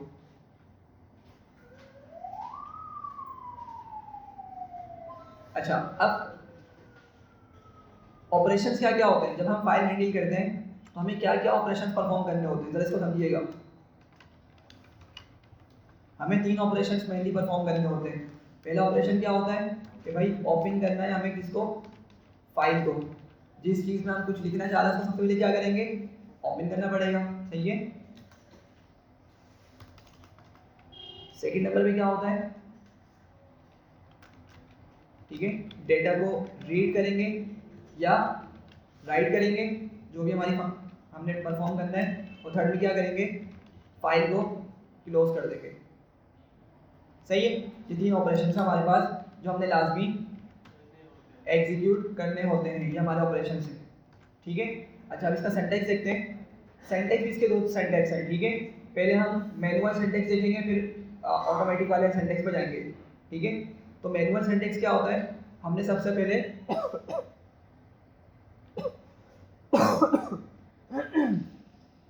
यहाँ पर फाइल, इसको हैंडलर बोल सकते हैं या आप इसको फाइल पॉइंटर बोल सकते हैं, हमने वो सिलेक्ट करना होता है। जिसको आज तक हम वेरिएबल बोलते आ रहे थे ना, ठीक है। अब उसी चीज़ को हम क्या बोल रहे हैं एक तरीके से, फाइल हैंडलर या फाइल पॉइंटर, ठीक है। अच्छा, उसके बाद हमने लिखना है ओपन ब्रैकेट्स के बाद ब्रैकेट्स बनाएंगे, उसमें हम पास करेंगे फाइल नेम डॉट txt, ठीक है। और फिर पास होगा हमारा मॉड, ठीक है। ये फाइल को क्या है, ओपन करने का तरीका है, ये फाइल को ओपन करने का तरीका है। अगर हमें किसी भी फाइल को ओपन करना है तो हम इस तरीके से करेंगे। क्या करेंगे भाई, फाइल हैंडलर लिखेंगे, फिर इक्वल्स टू के बाद ओपन, आपका ये क्या है, कीवर्ड है, रिजर्व कीवर्ड है, इसका यूज करेंगे। फिर ब्रैकेट्स के अंदर सबसे पहले क्या पास करना होगा भाई, फाइल का नेम। और याद रखें, हम ये जो फाइल हैंडलिंग पढ़ रहे हैं ना, ये टेक्स्ट डेटा पे काम करेगी, तो इसकी एक्सटेंशन क्या है, इसीलिए txt है, ठीक है, .txt। और मोड, अब ये मोड क्या चीज़ है, देखें, मोड जो है ना हमारे पास, वो कंपाइलर को ये गाइड करेगा कि भाई फाइल के साथ हम क्या ऑपरेशन परफॉर्म करने जा रहे हैं। मतलब फाइल में मैं कुछ डेटा लिखने जा रहा हूँ, या फाइल से कुछ डेटा रीड करने जा रहा हूँ, या फाइल के अंदर कुछ डेटा अपेंड करने जा रहा हूँ, समझ रहे हैं। तो हमारे पास ये मोड में हम लिखकर बताएंगे, ठीक है। तो मैं यहाँ पे मोड बताता हूँ कि हमारे पास कौन कौन से अवेलेबल मोड्स हैं।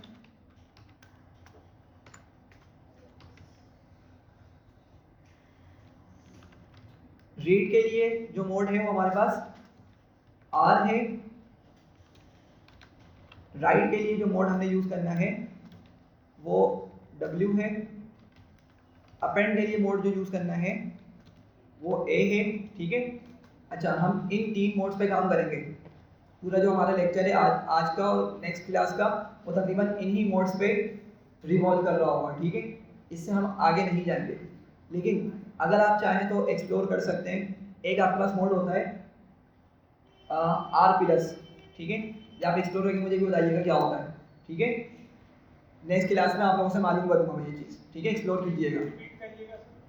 सॉरी, हाँ, R+ मोड आप लोगों ने बताना है कि क्या होता है, इसको एक्सप्लोर करना है, मतलब किस तरीके से काम करता है, सही है। बात समझ रहे हैं। अभी हम जो यूज़ करेंगे ना 3 मोड्स, आपको इनसे बहुत अच्छे से क्लियरिटी आ जाएगी। फिर आप क्या कर सकते हैं, R+ मोड का यूज़ करके आइडेंटिफाई कर सकते हैं कि वो रीड, राइट या अपेंड किन किन पर्पज़ के लिए यूज़ हो रहा है, ठीक है। जस्ट रिसर्च करनी है आपने। अच्छा, इसके अलावा एक मोड होता है W+, और एक मोड होता है A+, ठीक है। अच्छा, मैं आपको दिखा देता हूँ एक और चीज़।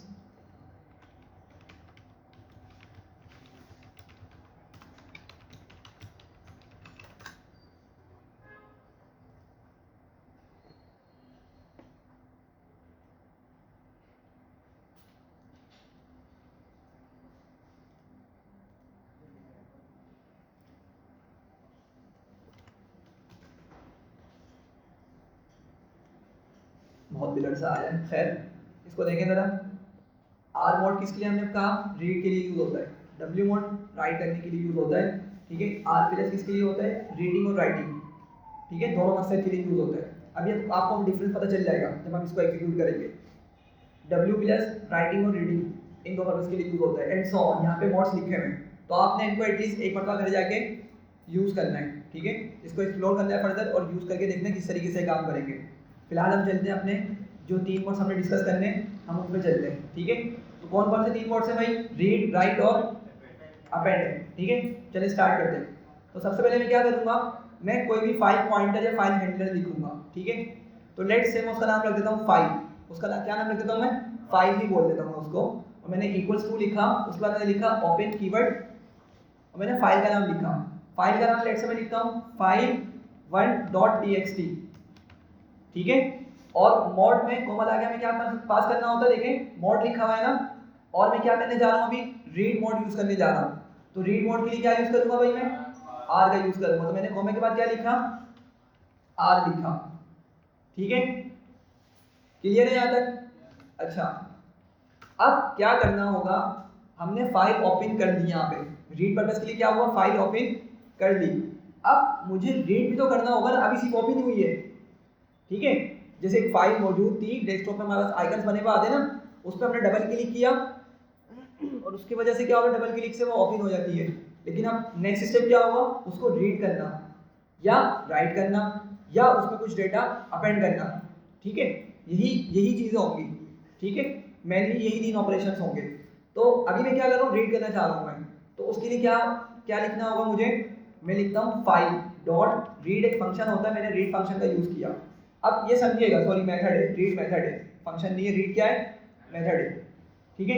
अब एक बात समझिएगा, आपने जो भी फाइल हैंडलर यूज़ किया है ना, आप उसी का यूज़ करते हुए क्या करेंगे? रीड, राइट या अपेंड कर रहे होंगे। ये बात समझ आ रही है? सही है। और रीड करने के बाद आप उस फाइल को क्या करेंगे? क्लोज कर देंगे। क्या करेंगे? क्लोज कर देंगे। हमने यही 3 चीज़ों की बात की थी कि भाई जब भी फाइल हैंडल करेंगे हम, हमें 3 ऑपरेशन परफॉर्म करने हैं। पहले फाइल ओपन करनी है, डेटा को रीड, राइट या अपेंड करना है, ठीक है। और एंड में फाइल को क्लोज कर देना है, ठीक है।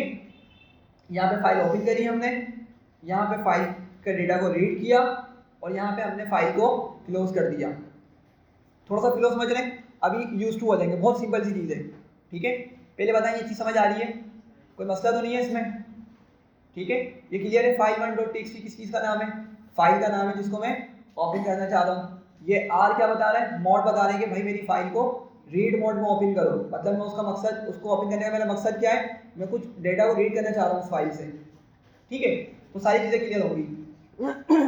लेकिन क्या इसमें कोई एरर तो नहीं दिख रहा ना? लेकिन ये काम नहीं करेगा, सही है। क्यों नहीं करेगा काम? फाइल ही मौजूद नहीं है, ठीक है। फाइल ही मौजूद नहीं है, ठीक है।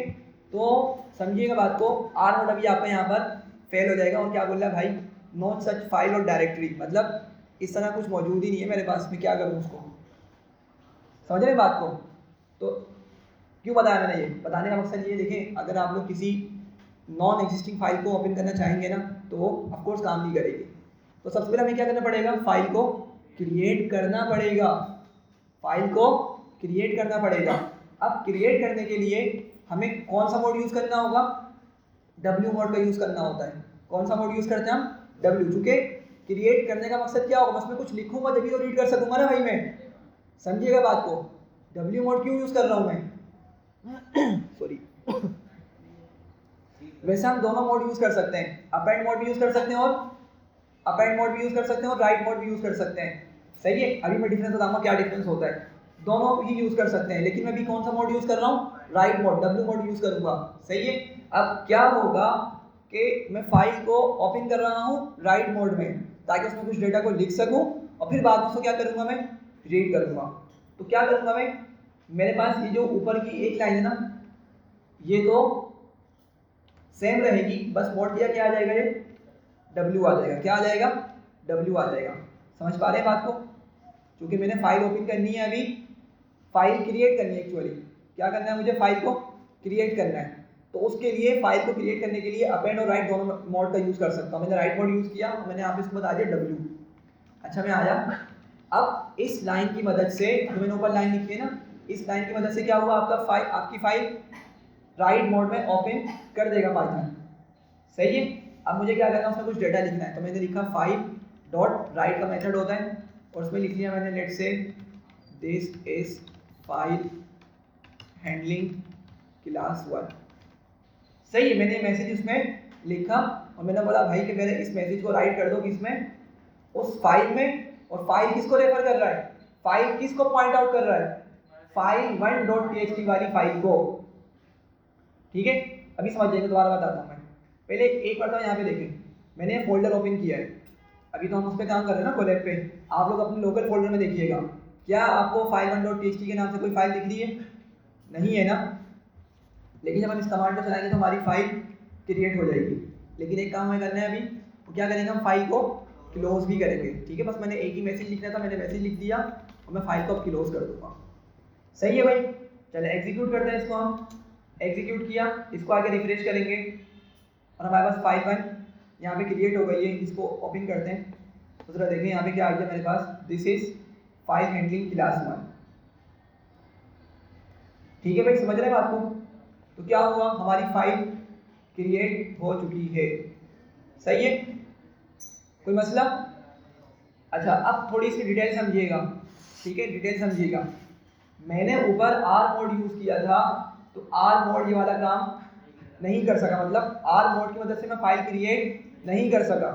लेकिन वो मेरा काम किसने कर दिया, डब्ल्यू मोड ने काम कर दिया। ठीक है, अब समझिएगा डब्ल्यू किस तरह काम करता है। डब्ल्यू का मतलब क्या क्या बोलेंगे इसको, कि तरीका होता है काम करने का। तो होता क्या है, सबसे पहले जब हम डब्ल्यू मोड में किसी भी फाइल को ओपन करते हैं ना, डब्ल्यू मोड में किसी भी फाइल को ओपन करते हैं, या ए मोड में, अपेंड मोड में किसी भी फाइल को ओपन करते हैं, इन दोनों की बात कर रहा हूँ मैं। तो सबसे पहले क्या होता है, कंपाइलर जाता है हमारी करंट डायरेक्टरी के अंदर, करंट डायरेक्टरी में जाता है। और आप लोगों ने देखा करंट डायरेक्टरी मेरी ये वाली है, जिस पे भी फाइल आपकी क्रिएट हुई है। ठीक है, तो सॉरी, वो जाएगा करंट डायरेक्टरी में और जाके सबसे पहले ढूंढेगा कि भाई इस नाम से कोई फाइल ऑलरेडी एग्जिस्ट करती है या नहीं। अगर वो फाइल ऑलरेडी एग्जिस्ट करती होगी तो उसी को ओपन करेगा, न्यू फाइल नहीं बनाएगा। सही है, न्यू फाइल नहीं बनाएगा, उसी फाइल को ओपन करेगा। और अगर वो फाइल एग्जिस्ट ही नहीं करती हमारी डायरेक्टरी के अंदर, ठीक है, तो क्या करेगा फिर ये दो, मतलब राइट मोड और अपेंड मोड, इनको क्रिएट भी कर देते हैं। समझ रहे हैं बात को? ठीक है, एक काम और करते हैं जल्दी से, इसी चीज़ को मैं कॉपी करता हूँ, यहाँ आता हूँ और W की जगह ए मोड यूज़ करता हूँ। ठीक है, और फाइल का नाम चेंज करके मैं लिख देता हूँ फाइल 2। सही है, वही मैसेज हम लिख रहे हैं। तो देखते हैं ये क्या करता है। एग्जीक्यूट हो गया। ठीक है, जरा इसको रिफ्रेश करेंगे। सॉरी,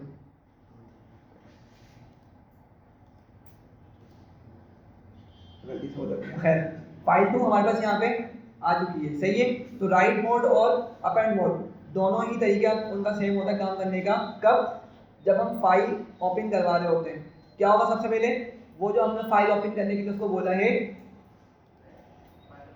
फाइल क्रिएट करने के लिए बोला है, पहले वो जाके सर्च की जाएगी करंट डायरेक्टरी में। अगर तो वो एग्जिस्ट करती है तो वही फाइल ओपन हो जाएगी, अदरवाइज वो न्यू फाइल बना देगा। ठीक है, सही है यहाँ तक? चलूँ आगे? ए की जगह आई लिखेंगे तो वो टेक्स्ट यहाँ डिस्प्ले होगा फाइल में। हाँ, उस पर आते हैं। ठीक है, उसको देखते हैं कि अभी हम क्या कर सकते हैं। देखें, अभी हमने फाइल को दो फाइल बना ली है, फाइल 1 भी बना ली और फाइल 2 भी बना ली है, और उसमें हमने दोनों में सेम ही लाइन लिखी हुई है। अब मुझे लेट से डेटा को क्या करना है, रीड करना है, डेटा को रीड करना है। तो मैं क्या करूँगा, तकरीबन हमारा ये वाला सिंटैक्स सेम रहेगा पहली लाइन का। मोड क्या होगा, आर, रीड करना है। क्या कर रहे हैं, रीड कर रहे हैं। ठीक है, फाइल 2 या फाइल 1 जो भी आपकी मर्जी। और फिर क्या बोलेंगे भाई, फाइल डॉट रीड। ठीक है, और फिर क्या करो, फाइल को क्लोज कर दो। ठीक है, तो जरा देखिएगा आउटपुट। अच्छा सॉरी, प्रिंट लगाना भूल गया मैं। ठीक है, प्रिंट यहाँ पे यूज करना पड़ेगा। डेटा लिया है। ठीक है, क्लियर हो रही है? कोई मसला?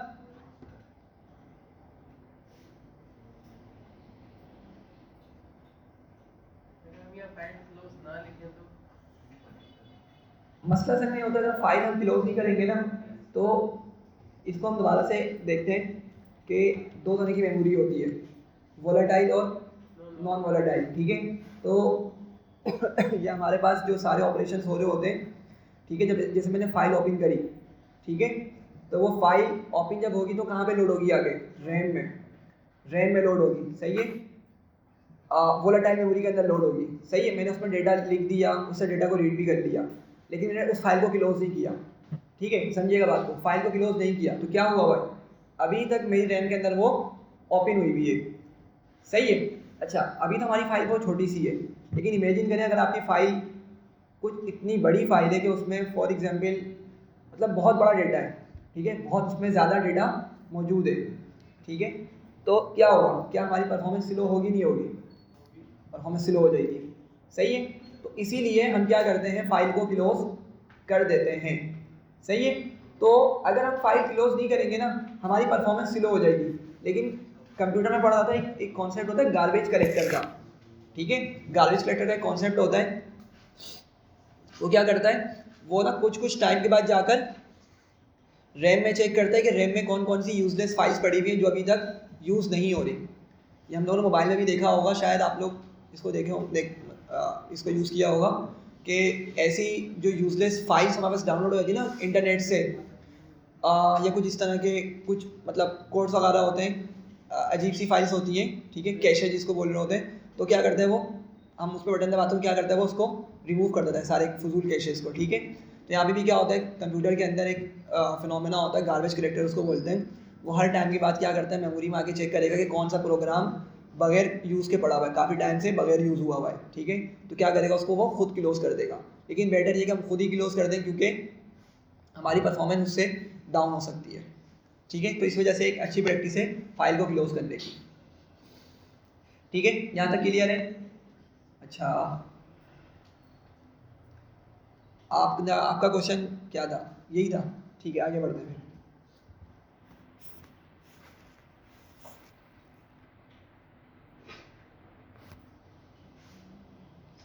ठीक है, अब हमने क्या किया था, अभी एक लाइन लिखी थी, अभी हमने एक लाइन लिखी थी ऊपर फाइल के अंदर।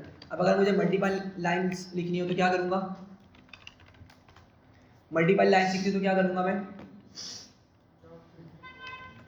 जी भाई, लेट से मैं फाइल 3 नाम देता हूँ इसको, और मैं इसको W मोड लिखता हूँ।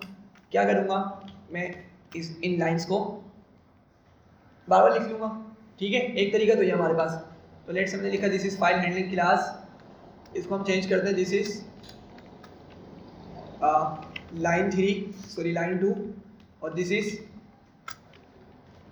लाइन 3, और जो भी आपने मैसेज लिखना हो, ठीक है, मल्टीपल आपने डेटा लिखना हो, आप देखें, आप ना इस चीज़ को भी एक्सटेंड कर सकते हैं, समझिएगा बात को।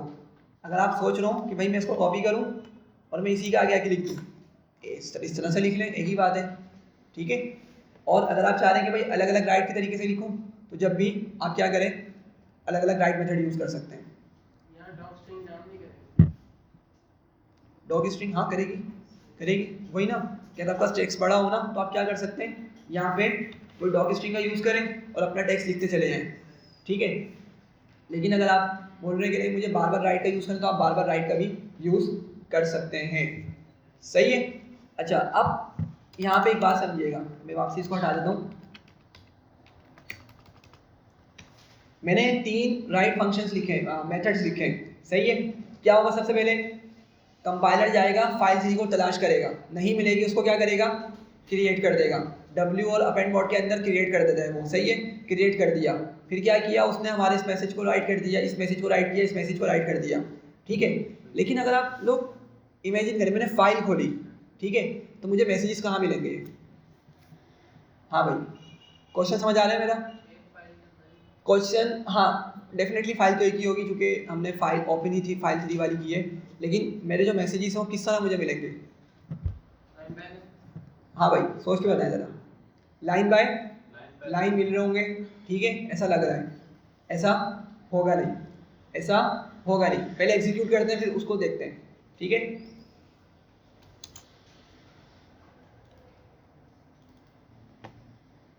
देखिए ज़रा सॉरी, क्या हुआ, आपके पास एक ही लाइन में आपका मैसेज आ चुका है, ठीक है। तो अगेन कर्सर की मदद से समझते हैं, आपके पास जब हमने इसको कहा भाई ये वाली लाइन लिखो, तो उसने क्या किया, इस मैसेज को प्रिंट कर दिया, ठीक है, 1 और फुल स्टॉप लगा दिया। अब कर्सर कहाँ पे होगा हमारा, कर्सर हमारा यहीं पे रह जाएगा, कर्सर हमारा यहीं पे रह जाएगा। तो जब उसको अगली राइट वाली स्टेटमेंट मिली तो क्या करेगा, कर्सर यहीं से आगे का काम स्टार्ट करेगा। समझ रहे हैं बात को? सिमिलरली जब ये लाइन 2 प्रिंट हो जाएगी तो कर्सर फिर यहीं पे खड़ा हुआ होगा, कहीं मूव करेगा ही नहीं वो, तो फिर अगली स्टेटमेंट भी यहीं से एग्जीक्यूट होगी। एंड पैरामीटर हम कर सकते हैं, हम उसको स्कैपिंग कैरेक्टर देके बोल सकते हैं। अब अगर मैंने समझे, अगर मैंने यही चीज़ लिखी होती \n, मैंने बोला भाई यही होता है ना नेक्स्ट लाइन पे ले जाने के लिए चीज़ को, तो मैंने बोला भाई जब तुम इस लाइन को लिख लो ना तो भले तुम्हारा कर्सर कहाँ पर हो, इस फुल स्टॉप के बाद बिलिंग कर रहा हो, जब तुम अगली लाइन पे जाओ ना इसको लिखना स्टार्ट करो तो सबसे पहले क्या रीड करेगा वो, \n, मतलब बोलेगा भाई मुझे यहाँ से उठ के कहाँ जाना है, नेक्स्ट लाइन पे जाना है। तो अब क्या करेगा ये, अब आ जाएगा नेक्स्ट लाइन पर, सही है।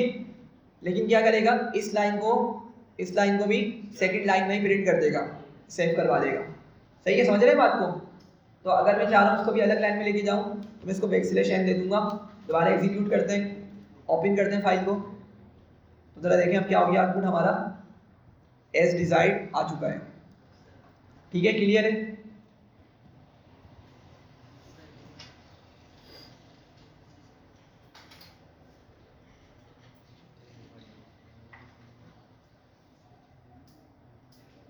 ये एक तरीका समझ आ गया। एक तरीका तो ये हमारे पास एक तरीका ये है मल्टीपल लाइंस को लिखने का, ठीक है, बट ये शायद इतना एफिशिएंट तरीका नहीं है। इसका एक एफिशिएंट तरीका मौजूद है हमारे पास, ठीक है। वो क्या होता है, हम अपनी जो भी लाइंस होती है ना उसको हम पहले लिस्ट में लिखते हैं। कहाँ लिखते हैं? लिस्ट में लिखते हैं। किस तरह लिखते हैं, मैं काम करता हूँ, मैं यहाँ पे एक लिस्ट बनाता हूँ, ठीक है, और उसमें मैं टेक्स्ट लिखता हूँ, ठीक है। लाइक मैं यहाँ पे लिखता हूँ पाइथन प्रोग्रामिंग, सेकंड में लिखता हूँ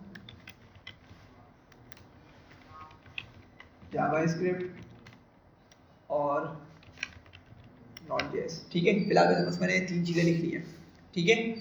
मैंने क्या किया, अपने टेक्स्ट को लिस्ट बना के लिखना है सबसे पहले, ठीक है।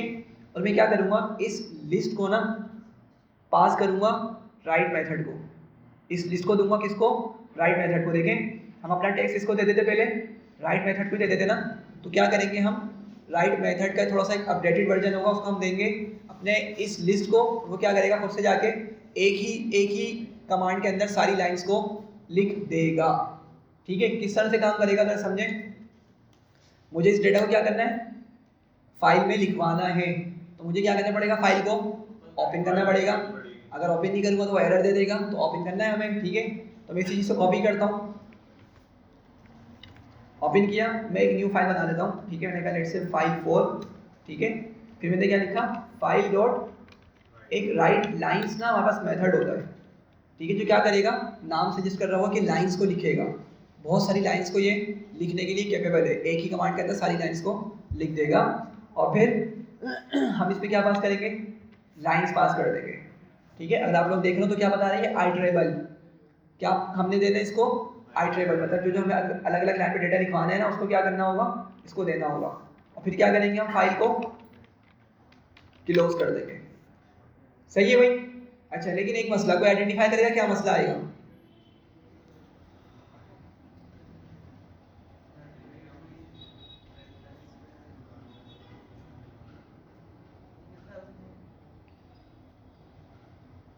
मसला आएगा भी नहीं आएगा वैसे,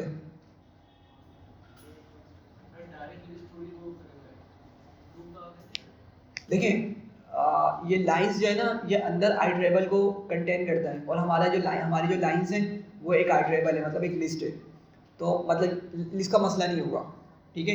अंदर डेटा क्या बोल रहा हूँ, जब डेटा सेव होगा किस तरह आएगा वो, जब लिस्ट में डेटा सेव होगा तो किस तरह आएगा, एक ही लाइन पे आ जाएगा, एक ही लाइन में आ जाएगा, ठीक है। क्या होगा, एक ही लाइन में आ जाएगा।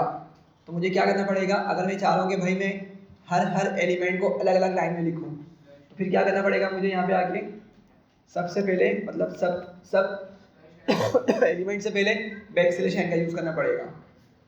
समझ पा रहे हैं मेरी बात को? पहले हम इसको एज इट इज एग्जीक्यूट करते हैं, एज इट इज एग्जीक्यूट किया, file4 आ गई, देखें बना दी उसने खिचड़ी, सही है, क्यों? क्योंकि उसको पता ही नहीं था कि मुझे क्या करना है, किस चीज़ को अगली लाइन पे लेके जाना, उसको पता ही नहीं था, ठीक है। उसने पहले वाला जो टास्क था, मतलब जो लैंग्वेज थी, वो प्रिंट कर दी, कर्सर यहाँ पे खड़ा हुआ होगा, अगला लिस्ट का आइटम मिला, उसने उठा के उसी के आगे लिख दिया, समझ रहे हैं ना बात को? तो अगर मैंने यहीं पर बैक सिलेक्शन यूज़ किया होता तो अब ये क्या करेगा, प्रॉपरली काम करेगा और हर डेटा को क्या करेगा, अलग अलग लाइन पे प्रॉपरली लिखिएगा। दोबारा एग्जीक्यूट किया, देखिए जरा, आ गया प्रॉपरली, ठीक है। तो ये दो तरीके हैं आपके पास अगर आपने डेटा को लिखना हो। अगर कोई छोटा मोटा डेटा है तो क्या करें, सिंपल राइट मेथड से लिख लें। अगर बहुत सारा डेटा है तो अच्छी उसकी प्रैक्टिस ये होती है कि आप उसको एक लिस्ट में या टपल में बना लें, ठीक है, या सेट्स का भी यूज़ कर सकते हैं, और फिर उसको पास कर दें राइट लाइंस मेथड के अंदर, तो क्या करेगा, सारे डेटा को आपके सेव करवा देगा उस फाइल के अंदर। ठीक है भाई, क्लियर है यहाँ तक?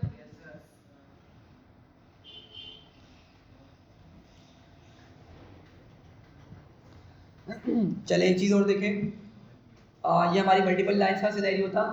अब ऐसा भी होता है, अभी क्योंकि हम लोकल कंप्यूटर पे काम नहीं कर रहे तो, लेकिन ऐसा होता है कि आपने फाइल क्रिएट करनी है लेकिन करंट डायरेक्टरी में नहीं करनी। समझिएगा बात को मैं क्या बोल रहा हूँ, आपने फाइल को करंट डायरेक्टरी में क्रिएट नहीं करना, कहीं और किसी और फोल्डर में, डायरेक्टरी मतलब फोल्डर है, ठीक है, डायरेक्टरी वैसे पूरा एक पाथ होता है लेकिन हम फोल्डर के लिहाज से हम बात कर रहे हैं। लेट्स से कि मैं यहाँ पे अपना फोल्डर खोलता हूँ,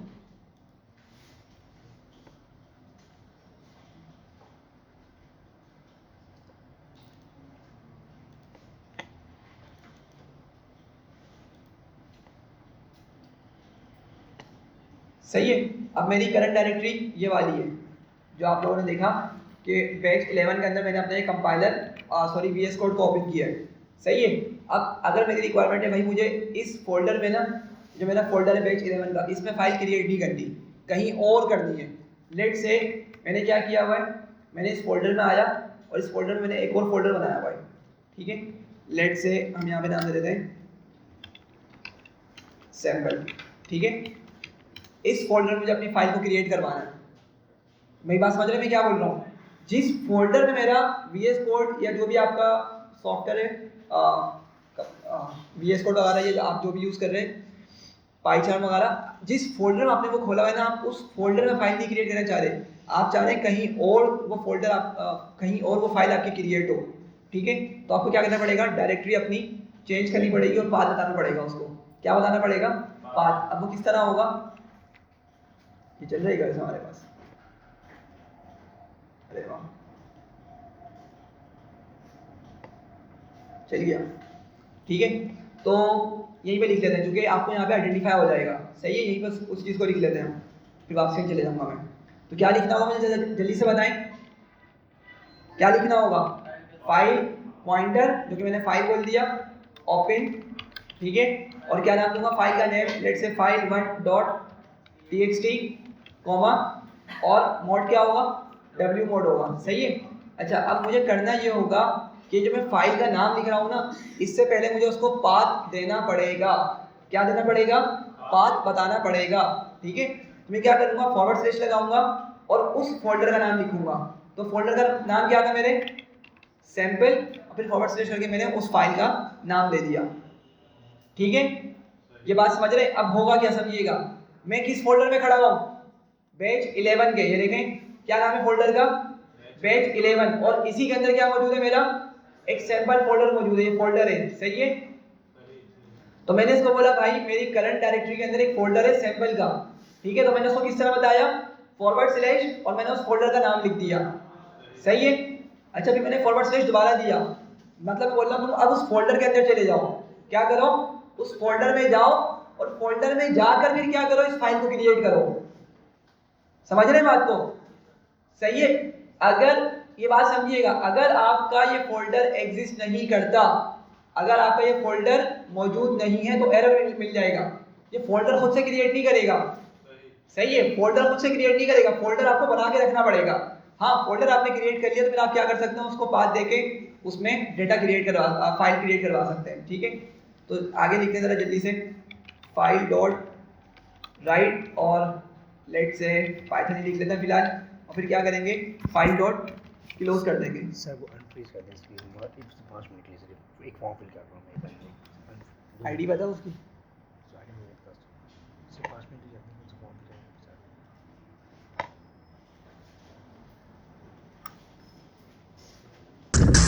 पहले जरा सामने देखें, सामने इतना बिलर हो रहा है, सही है, एग्जीक्यूट करते जरा। ठीक है, और अभी आपके सामने मैंने फोल्डर बनाया था, फोल्डर में कुछ भी मौजूद नहीं है, सही है, एग्जीक्यूट करते जरा, अगर चल जाए तो। सैंपल file1.txt सही लिखा हमने सब कुछ।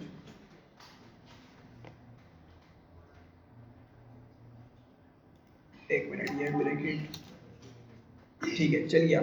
तो पहले वाला फॉरवर्ड स्लैश हमें नहीं लगाना था, हमने बस डायरेक्ट फोल्डर का नाम बता के आगे उसको लेके जाना था। ठीक है, तो एग्जीक्यूट हो गया। अब देखें सैंपल के अंदर गए तो आ गई file1.txt। ठीक है, तो क्या हुआ, आपके पास यहाँ पर एक फाइल आपकी क्रिएट हो चुकी है, और आप लोग डेटा देख सकते हैं कि पाइथन उसमें हमने लिखा था, पाइथन यहाँ पर आ चुका है, सही है। तो नॉर्मली तो आप लोग इसको खुद प्रैक्टिस कीजिएगा VS कोड पे ही, ठीक है, उस पर कोलैब पे नहीं कीजिएगा इस चीज़ की प्रैक्टिस, और अच्छे से आपको क्लियर हो जाएगी चीज़ें। तो ये क्लियर हो गई डायरेक्टरी चेंज करने का। अगर हमें किसी डी या ई फोल्डर में क्रिएट कर देना तो फिर आपको पूरा उसका पाथ देना पड़ेगा। मतलब वो स्टार्ट कैसे होगा, फाइल मेन्स होगा या हमें डी फोल्डर से शुरू करना पड़ेगा, डी फोल्डर पहले आएगा फिर उसके बाद उसमें फाइल का नेम आएगा, यार इसका मेरे ख्याल से ये होगा कि लेट से मैं जाता हूँ बेस्ट 12 में, और शायद मुझे ये पाथ देना पड़ेगा इसको। ठीक है, ये पूरा पाथ देना पड़ेगा। ठीक है, एग्जीक्यूट करके देखिएगा मे बी कि ये इस पाथ से चल जाए, अगर नहीं चलेगा ना फिर इसको देख लेंगे क्या मसला है इसमें, किस मतलब उसमें और क्या हमें देना पड़ेगा। लेकिन आप कोई भी पाथ उसको प्रोवाइड कर देंगे ना, तो उस पाथ के एंड में जो फोल्डर होगा ना उसमें जाके फिर आपका वो आपकी वो फाइल क्रिएट कर देगा, सही है। तो खैर एक ये रिक्वायरमेंट होती है कभी कभार। मतलब हम यहाँ से लिंक कॉपी करें और वहाँ पे डाल दें। पहले उसको आप लिंक करके उसको डाल देंगे। ठीक है, लेकिन एक मसला होगा यहाँ पे, इसमें अगर आप लोग गौर करें, इसमें सबके सब बैकवर्ड स्लैश आ रहे हैं। ठीक है, बैकवर्ड स्लैश काम नहीं करेंगे, फॉरवर्ड करना पड़ेगा आपको इसमें। ठीक है, तो इसको स्टार्ट में ही आएगा फॉरवर्ड से बीच में। हाँ स्टार्ट में नहीं आएगा, उसके बाद आएगा, मतलब जहाँ जहाँ बैकवर्ड स्लैश है उसको फॉरवर्ड कर देंगे।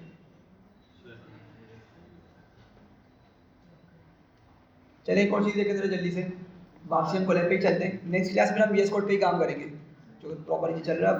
ठीक है, अच्छा ज़रा देखें अभी क्या किया मैंने ये एक से ज़्यादा लाइंस को लिखवा दिया। अब मैं क्या कर रहा हूँ, मैं इसको रीड कर रहा हूँ, क्या कर रहा हूँ, रीड कर रहा हूँ। तो क्या करना पड़ेगा मुझे, लिखना पड़ेगा। अच्छा एक बात याद रखिएगा, अगर रीड मोड के लिए हम ओपन कर रहे हैं ना फाइल को, तो लिखना कंपलसरी नहीं होता। बाय डिफॉल्ट वो किसमें ओपन करता है, हमेशा रीड मोड में ही ओपन करता है।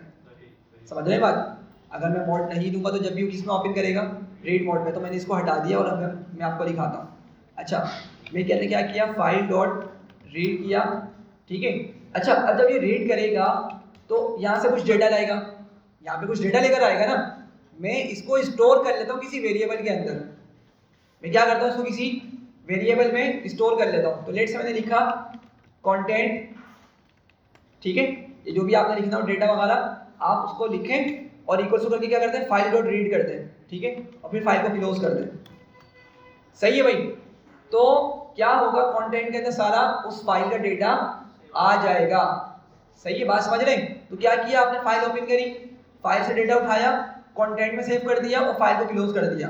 अब फायदा क्या होगा इसका, अगर आपने बाद में उस डेटा पे कोई काम करना है ना, तो डेटा आपके पास कहाँ मौजूद है, कंटेंट में मौजूद है। आपको बार बार फाइल ओपन और क्लोज करने की जरूरत नहीं पड़ेगी। अब डायरेक्ट कंटेंट में ऑपरेशन परफॉर्म करें, ठीक है, और आपके पास उसमें डेटा मौजूद होगा, बार बार ओपन और क्लोज करने की जरूरत नहीं है। एग्जीक्यूट करते हैं, ठीक है, और नीचे जाके प्रिंट करते हैं कंटेंट को।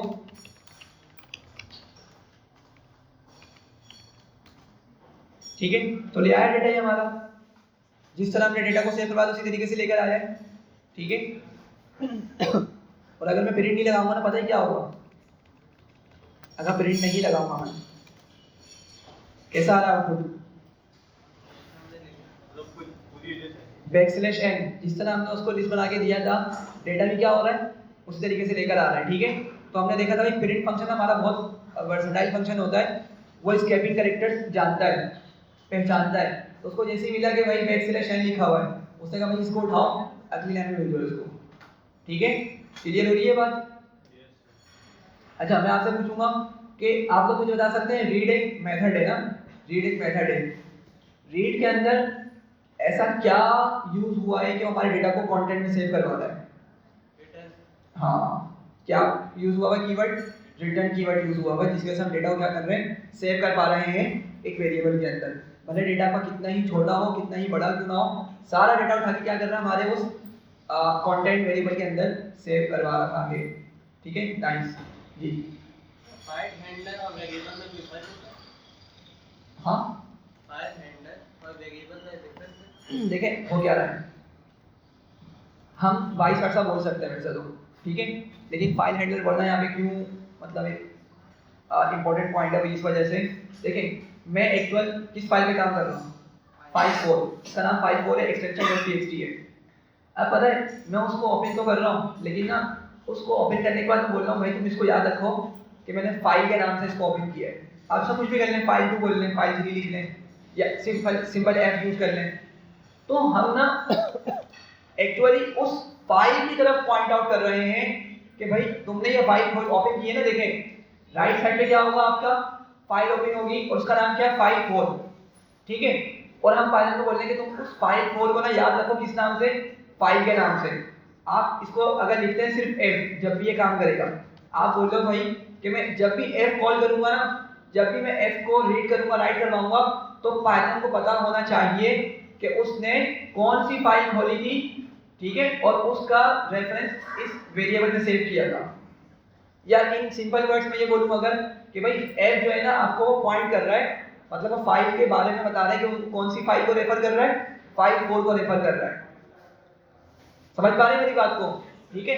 तो एक्चुअल डेटा इसमें एफ में मौजूद नहीं है, डेटा एफ के अंदर मौजूद नहीं है, ये जस्ट क्या है, एक पॉइंट आउट कर रहा है, एक रेफरेंस बता रहा है, इशारा कर रहा है किसकी तरफ, फाइल4 की तरफ, जो भी हमने फाइल ओपन की हुई है।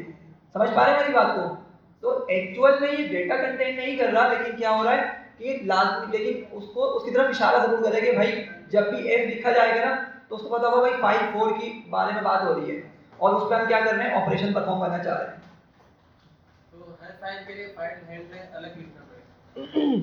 लाजमी नहीं है, अगर आप उसको जैसे अभी मैंने यहाँ पे हर मर्तबा फाइल का यूज किया ऊपर, तो ओवरराइड हो रहा है, क्या हो रहा है, वो ओवरराइड हो रहा है। पहले मैंने फाइल को ओपन किया, उसको फाइल हैंडलर मतलब फाइल के अंदर मैंने सेव करा दिया, ठीक है, मतलब रेफरेंस है, जस्ट ये डेटा नहीं आ रहा है, जस्ट रेफरेंस है।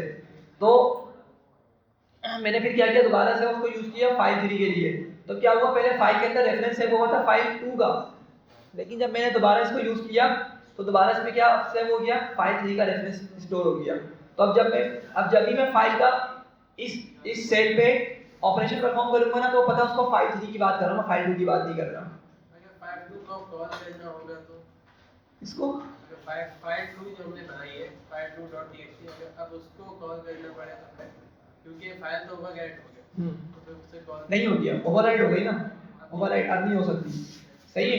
तो आपको क्या करना होगा, अच्छा एक और चीज़ भी है, हमने फाइल को क्लोज भी किया है, ठीक है।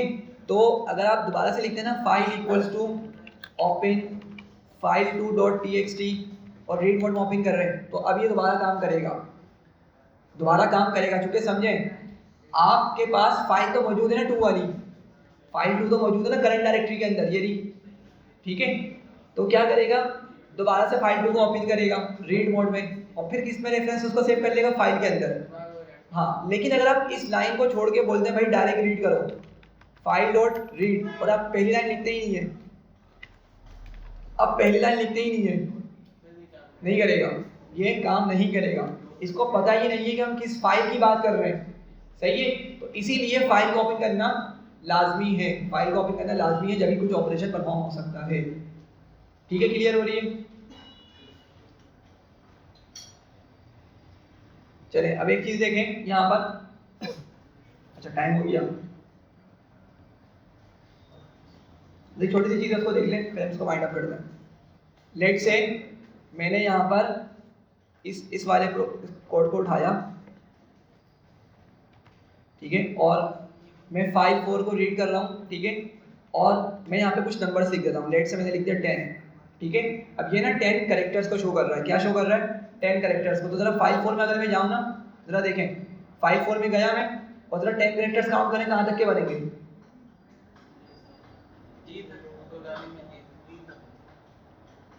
ओ तक बच रहा है वो। स्पेस काउंट करके, हाँ स्पेस तो होगी ना, स्पेस तो काउंट होगी, ठीक है, ओ तक आ रही है, सही है। तो बस मुझे क्या लगे देगा, ये शुरू के 10 कैरेक्टर्स आगे देगा, सही है। एग्जीक्यूट किया, सॉरी ऊपर मैंने एफ लिखा हुआ, नीचे क्या बोल रहा हूँ? फाइल बोल रहा हूँ, तो मुझे इसको पूरा लिखना पड़ेगा फाइल। कंटेंट प्रिंट करते हैं, तो जरा देखें PRO तक ये डेटा को ले आया, ठीक है। तो एक आपके पास ऑप्शन मिलता है कि अगर आपने सारा डेटा रीड नहीं करना, कुछ पॉइंट्स उसके रीड करने हैं, कुछ कैरेक्टर्स रीड करने हैं, तो आप इस तरह से कर सकते हैं। टेक्स्ट के मिडल में से भी उठा सकते हैं यार, क्या चीज़? मतलब अगर हमें लाइन के बीच में से कुछ हिस्सा चाहिए तो उठा सकते हैं। उठा सकते हैं। एक मेथड होता है, कर्सर को भिजवा देंगे कहीं आगे जाके, कर्सर को हम आगे भिजवा देंगे सॉरी, और फिर क्या करेंगे, उसको रीड करवा सकते हैं, ठीक है। इसको हम देखते हैं नेक्स्ट क्लास में फर्दर। रिकेप क्लास भी कर लीजिएगा, ठीक है। आगे थोड़े से और इसके डिफरेंट कॉन्सेप्ट्स आ रहे हैं, वैसे ही वाइंड अप करेंगे इसको, ठीक है। पीसीज ऑफ कर दिएगा अपने।